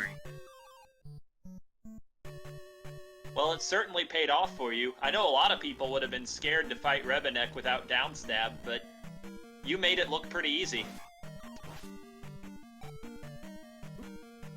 It's not that hard without downstab if you know where to aim, but a lot of people aren't comfortable fighting blue iron knuckles, so they want the safe strat with downstab almost all the time. But I don't know. I didn't keep a good map. Well, I don't keep a map in general usually, because I re-entered. I didn't find the last item on the Western Overworld really late, which happened to be the boot. because that last cave I checked, I remembered that I went through the pass-through thinking it might have been the heart item, but it wasn't. And then I just never went back to those other 2 caves I skipped. And that would have saved me a lot of grief. Because I don't know if I needed to go through... What was the heart item? Water heart item. Water heart was a magic container, I think? Whatever. I don't remember. I don't think it was a magic container. Yeah. It was something irrelevant. Was it the child? No, child was in Medicine Cave, I believe.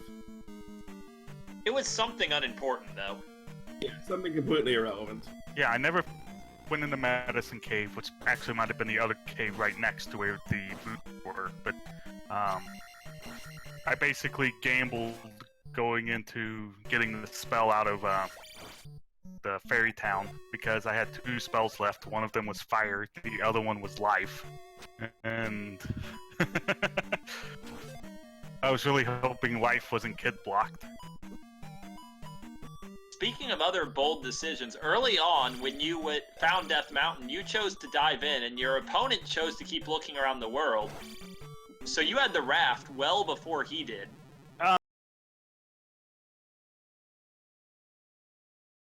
Caves that I could, search immediately, and there was actually a lot of them from that first entrance. But check all those caves. If I didn't actually find what I was looking for, then I would have skipped it. Unless I would have skipped Death Mountain completely, unless I felt like I needed to go there to look for stuff. So, I was lucky that I found the item cave in Death Mountain, even though I searched like every single cave up there. Which had the raft, which I felt probably gave me a pretty good advantage. Yeah, you had the raft right then, whereas your opponent only went into Death Mountain after he found the hammer and 2. So it helped him out a bit because he didn't make the second trip, but it just took him much longer to find the raft in general.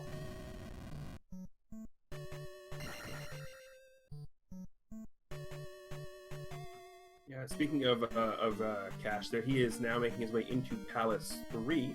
He has just finished up putting the gem in 2 and now making his way to 3. He still has to go go into 6 after this, and then he can make his way into Great Palace, which we know is, all of 5 rooms, if you go the right way.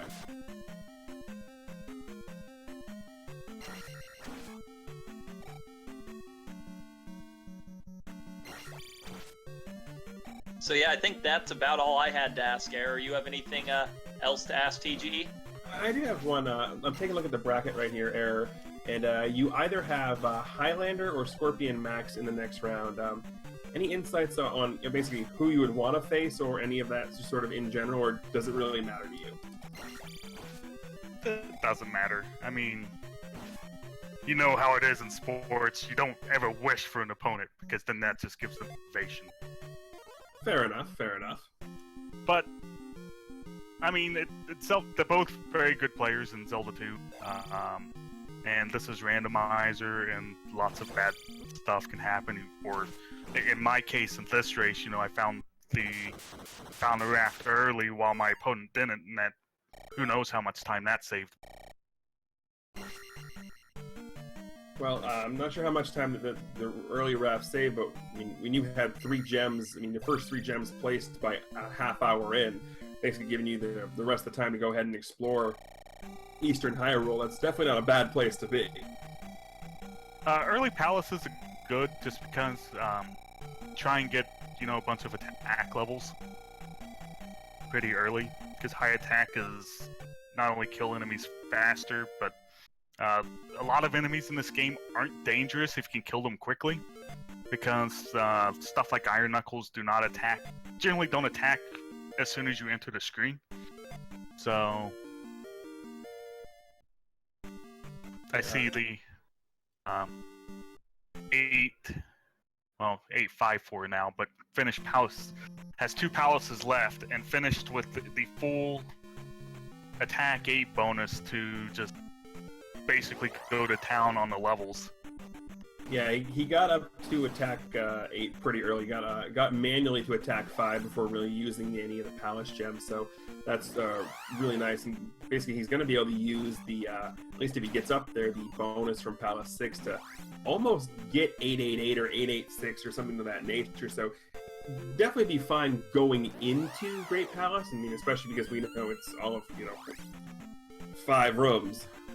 I would anticipate he'll probably end at 878. Seems most likely based on how much experience he'll get.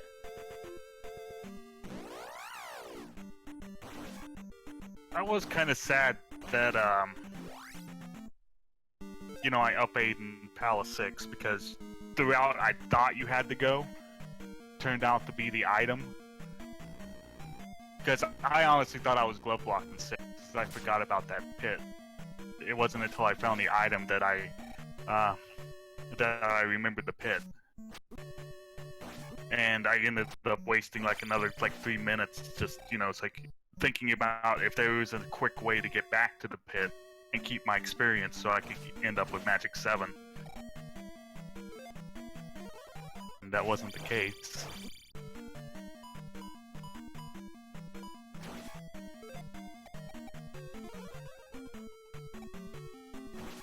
So I don't know if this is his first time in Palace 6. I believe so, but I can't remember. Yeah, early on he peeked into Palace 6, but he ducked out right away when he realized it was 6. Because he still didn't have the glove at the time.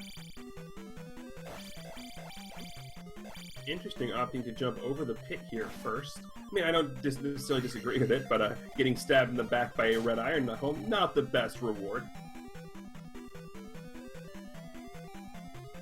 As far as a first trip into 6, if he's using any sort of the same strats that I am, he's looking to go he's looking for the boss, so he's looking to go right all the time. So falling in the pit is down, not right. So I can fully understand why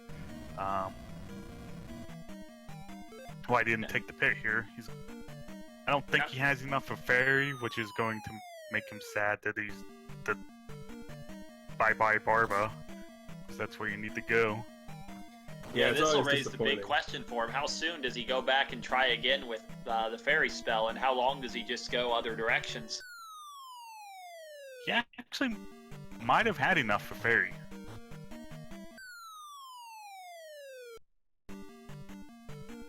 Anyway. Yeah, if he did, it's awfully close. Anyway, I should let you guys commentate. You guys are the commentator. But yeah, congrats a lot on your solid win. Thank you. Good luck in your upcoming rounds. And I do have one other question. That file name seemed to do you pretty good luck. Are you gonna keep using it? Well, it depends on if you commentate the next race I do. Yeah. Well, if you're superstitious, I'll help you out. I guess one other just general comment about the run is that, I found Palace 5 really late. And I'm not sure there was an alternate route to Palace 5 other than that pass-through cave took me right to it. Yeah, we were observing that both you and your opponent actually had found almost everything in the world, but just did not find Palace 5 or Darunia. As it turns out, Darunia only contained the fire spell, but those two things were well hidden. And I did go into Darunia and pick up Upstab, because I actually have been Upstab blocked in Randomizer. Yeah, it's rare, but it can happen. So I went in there for just safety purposes, because an hour and a half isn't the fastest randomizer time, but with as late as the glove was, I felt like that I was in pretty good shape. Go in and get it. Well, actually, I didn't know where the glove was, because I still didn't know the glove was in 5, because you mentioned it, I actually never found Medicine Cave, and the glove could have been in Medicine Cave. No, that's 100% true. You also have the scenario where it could have been that item guarded by the 7 magic containers in New Kasuto. Right. But, you know, I went back... That was the big thing. You chose not to respect your elders and cut off the old woman before she told you how many magic containers it was. You see, I haven't played very many randomizers, and so I actually didn't know she told you how many magic containers. And so, yes, I wasted my time going back. Now I know. Yeah, it's the Zelda 2 randomizer lesson. Respect your elders, right? I thought the lesson here was blame TGE. Well, I mean, that's just a life lesson in general. Fair enough. Fair enough. I mean, when Windows Update caught me in the middle of commentating this run, I was like, curse you, TGE. Yes, but thankfully we didn't have to hear you cursing me, so your squeaky clean reputation is still set.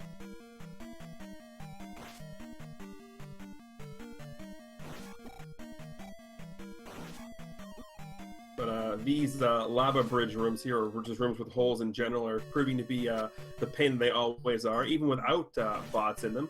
Still claiming several lives here in this tournament, including the last one that Cash just had there, but he is going to make his way through and into, well, not where he needs to go.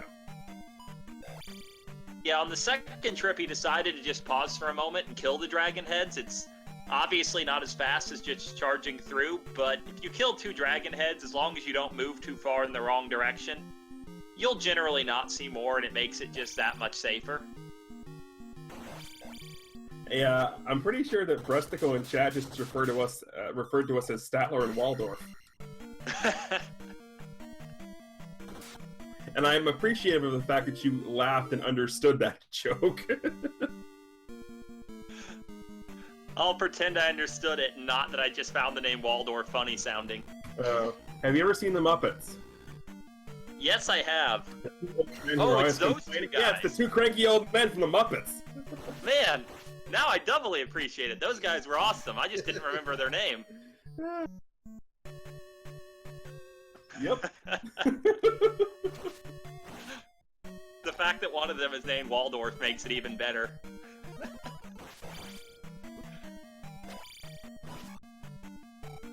Well, we have 2 options here with Cash. He can fall down the pit and use fairy, or go to the right and use fairy through the lava lamp room.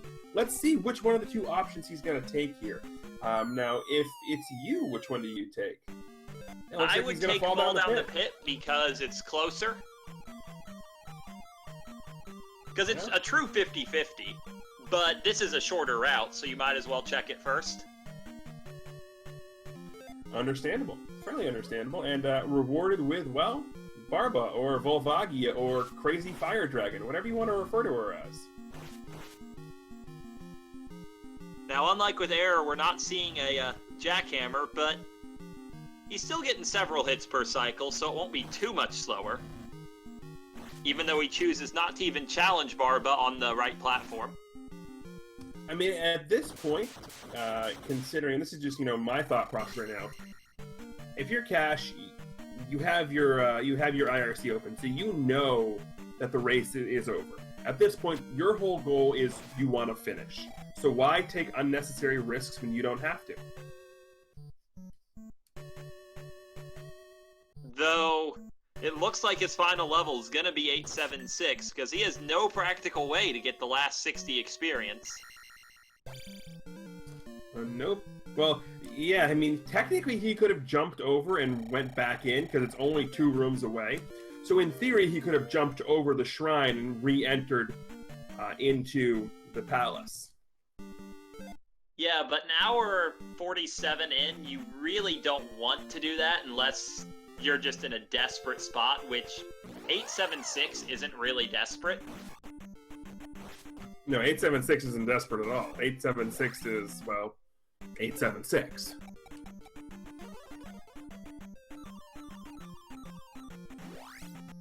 Looks like we're trying fairy feed here, and not gonna get it. Still not gonna get it. We'll say one other thing. It really hurt my soul when I game over in Palace 1, and then ended up farming Muse 2 in order to get my attack level. I was impressed that you had the insight to use that method, though, because if you'd run across the bridge and look for other stuff, it would have been a lot slower than what you did. I'm more impressed with the fact that Error has a soul. Most people other than you do, TGE. Oh. Fair enough. Fair enough. But we are now finally in Great Palace. We're going to up A, reset everything, because 876 is the final levels we're going to be at. And let's see if Cash opts to take the same path that Error did. And if he does, well, then we're going to be rewarded handsomely here, and he is going to go right. Yeah, it's a very rare sort of player who will go left to start in Great Palace. Really, the only circumstance I would consider doing it as a player would be if I knew I was behind going into Great Palace and was assuming my opponent got trolled by it. Definitely no trolling here. We're just going to go ahead and cast the Thunder spell and see what we can do.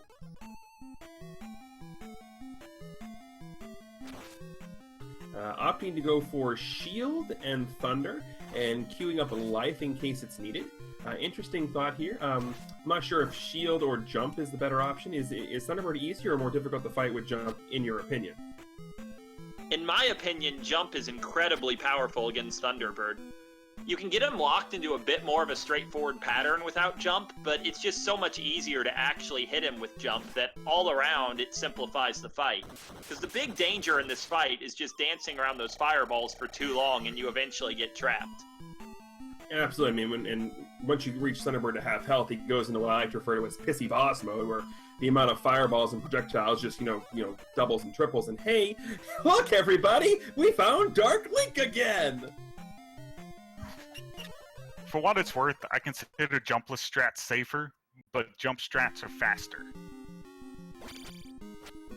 If you know what you're doing.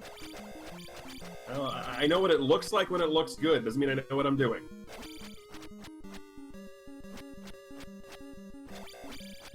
Although I must say, I am disappointed that neither one of you guys had fire, so we couldn't see fire strats on Dark Link. Yeah, I can't think of anything more disappointing than picking up 7 spells and not having fire.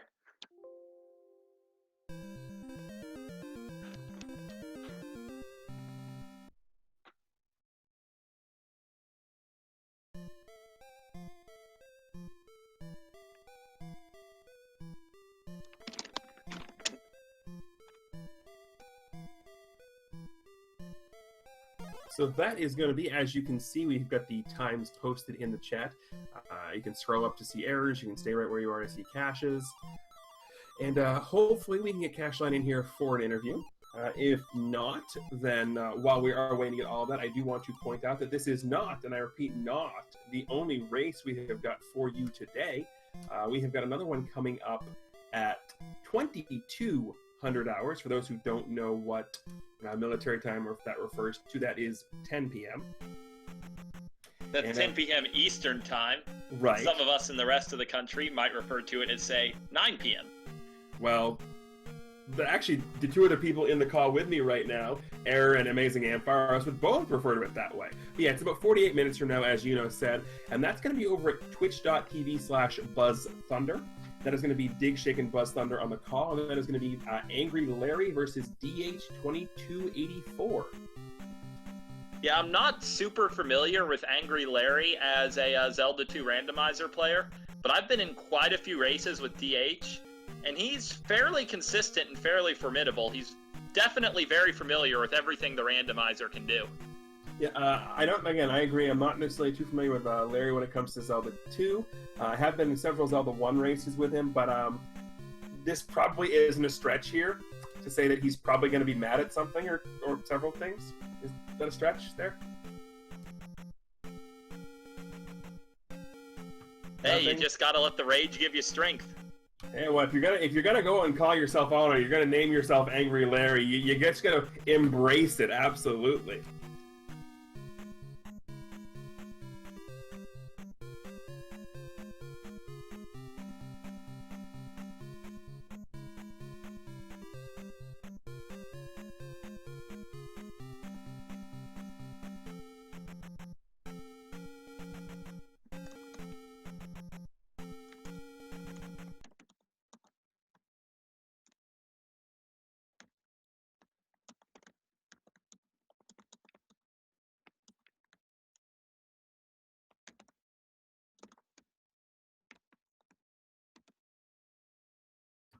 And on another note, real quick, I've got my phone on vibrate on a glass table, so it just vibrated because I got a text message, and it scared the bejesus out of me.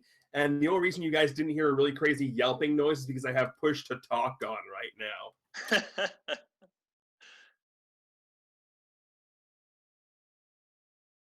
I can think of nothing scarier than a phone vibrating. Especially on a glass table surface. So I'll say this again as a runner. Despite the glove actually not being required and potentially getting through the game without it, if I completed all 6 palaces and still didn't have the glove, I would have gone and looked for it. Because getting through the Great Palace without the glove is generally an exercise in futility.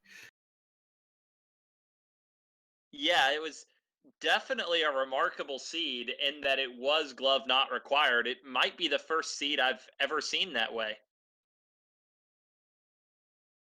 But yeah, it looks like we have Cacheline joining us. Yes, I think. We can hear you. Cool. I've never really used Discord before, so. Well, give it about 15 minutes and you'll realize that while it still sucks, it's the best option we have. By the way, the gloves were in a really bad spot, since it sounds like he didn't go for them. Now, he did get them eventually. You guys actually got the gloves about 5 minutes apart. Oh, okay. Yeah, the big difference is he was willing to gamble on 3 and 6 without them. So he learned a lot of stuff in those palaces and completed 3 without glove. Yeah, I'm not a gambling man, so. Fair enough. Fair enough. So I guess first thoughts on that crazy, glove being buried deep in 5 seed.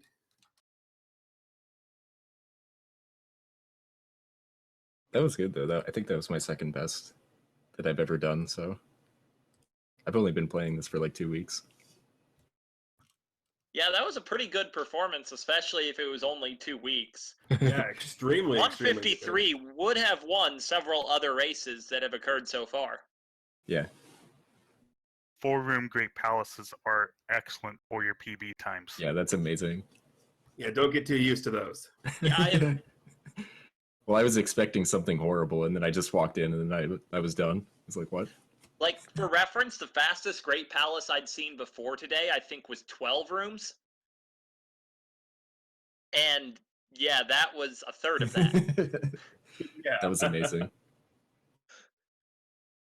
Yeah, we're sitting here like, oh, early Thunderbird, that's going to be, holy crap, there's Dark Link! But I'm telling you, you haven't lived until you play without the shorter Great Palace and have to full clear.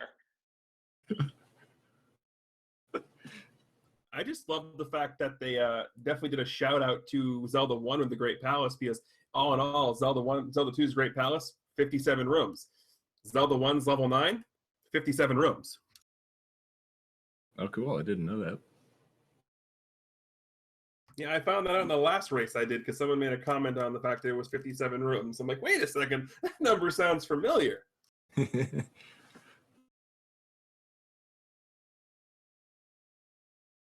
57 rooms, at least 20 of which are guaranteed to be the wrong way. That sounds about like most randomizers that I ever play. So yeah, Cacheline, looking at your run as a whole, the early point where you and Error really diverged was when Error found Death Mountain, he dove right in, whereas you chose to explore a lot of the rest of the world. You had the boots well before he did, and the child that we know eventually turned into a fire spell. What a worthless child. Yeah. So, any thoughts on your early game strategy and how it might have set you up for the rest of the seed? No, not really. I didn't want to go to Death Mountain without the hammer. Like, I always like to have that when I go in there. So, I figured I'd look around for it. Yeah, it's logical, and it is true that you had the hammer on your second trip in and were able to get both items in one go. Boulder wasn't too far out. I don't know. I don't think, like, that was pretty standard for me, so. Just get items, you know? Yeah, just kill things, get items, level up to go loot more items. Don't kill game more over. things. That was Yeah. big for me. Like I don't think I did on accident more than once that run, which is really good for me. So Yeah, definitely not dying is always a good strategy to have, no matter what video game it is you're playing. I don't know. Like it's harder than you'd think in this game. At least that I would think. Because like I said, I haven't been playing this that long. So I know. I tried to after the Zelda 2 All Keys tournament to do a run of that, yet no, just no. So the fact that you've only been doing the randomized stuff for 2 weeks, that's crazy. Because didn't look like someone who's only been playing. Yeah, didn't look like someone who just picked it up less than a month ago. Yeah, I've often said that some of the top players speedrun Zelda 2 Randomizer. For most people, it's a battle of survival. This is a hard game.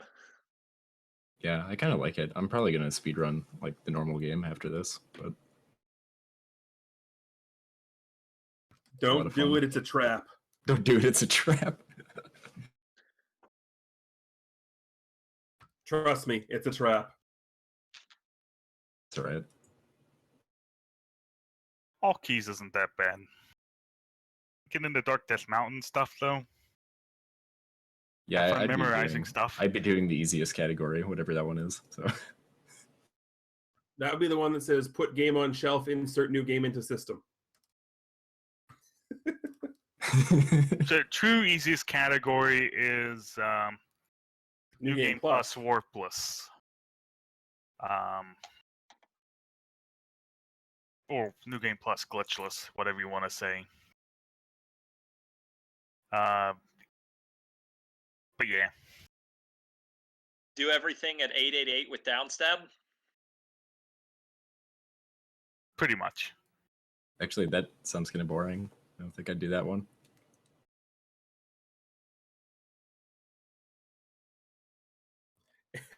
Nothing wrong with that at all. Yeah, that's true. You're going fast. It's still Hopefully. surprisingly hard at the end of the game because you're at the same power level as you would be normally at the end of the game. Except since you already have all of the spells, you skip all of the extra stuff, which means you probably only have one heart container and maybe only 2 magic containers. Fun.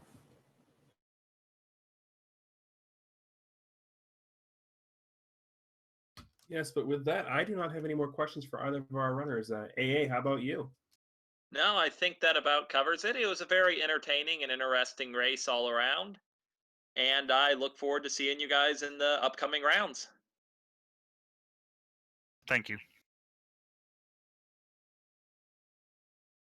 All right, and either of you guys have anything else you would like to say before we sign off for the evening? I guess not. Need more great palaces like that? I think everyone would agree with that. Yep, so real quick, if you haven't already in chat, please make sure you click both on the Error72 and Cacheline links there. Make sure you smash the follow button for both of them. We're putting on one absolutely entertaining, one hell of a show for everybody here. So make sure you show your love by making sure you follow both of our runners. And also, if you haven't done it already, why haven't you done it? Make sure you hit the follow button here for Unos as well, because, I mean, it's freaking Unos. I mean, Buttercup. That's all you got to say, right, is Buttercup. Oh.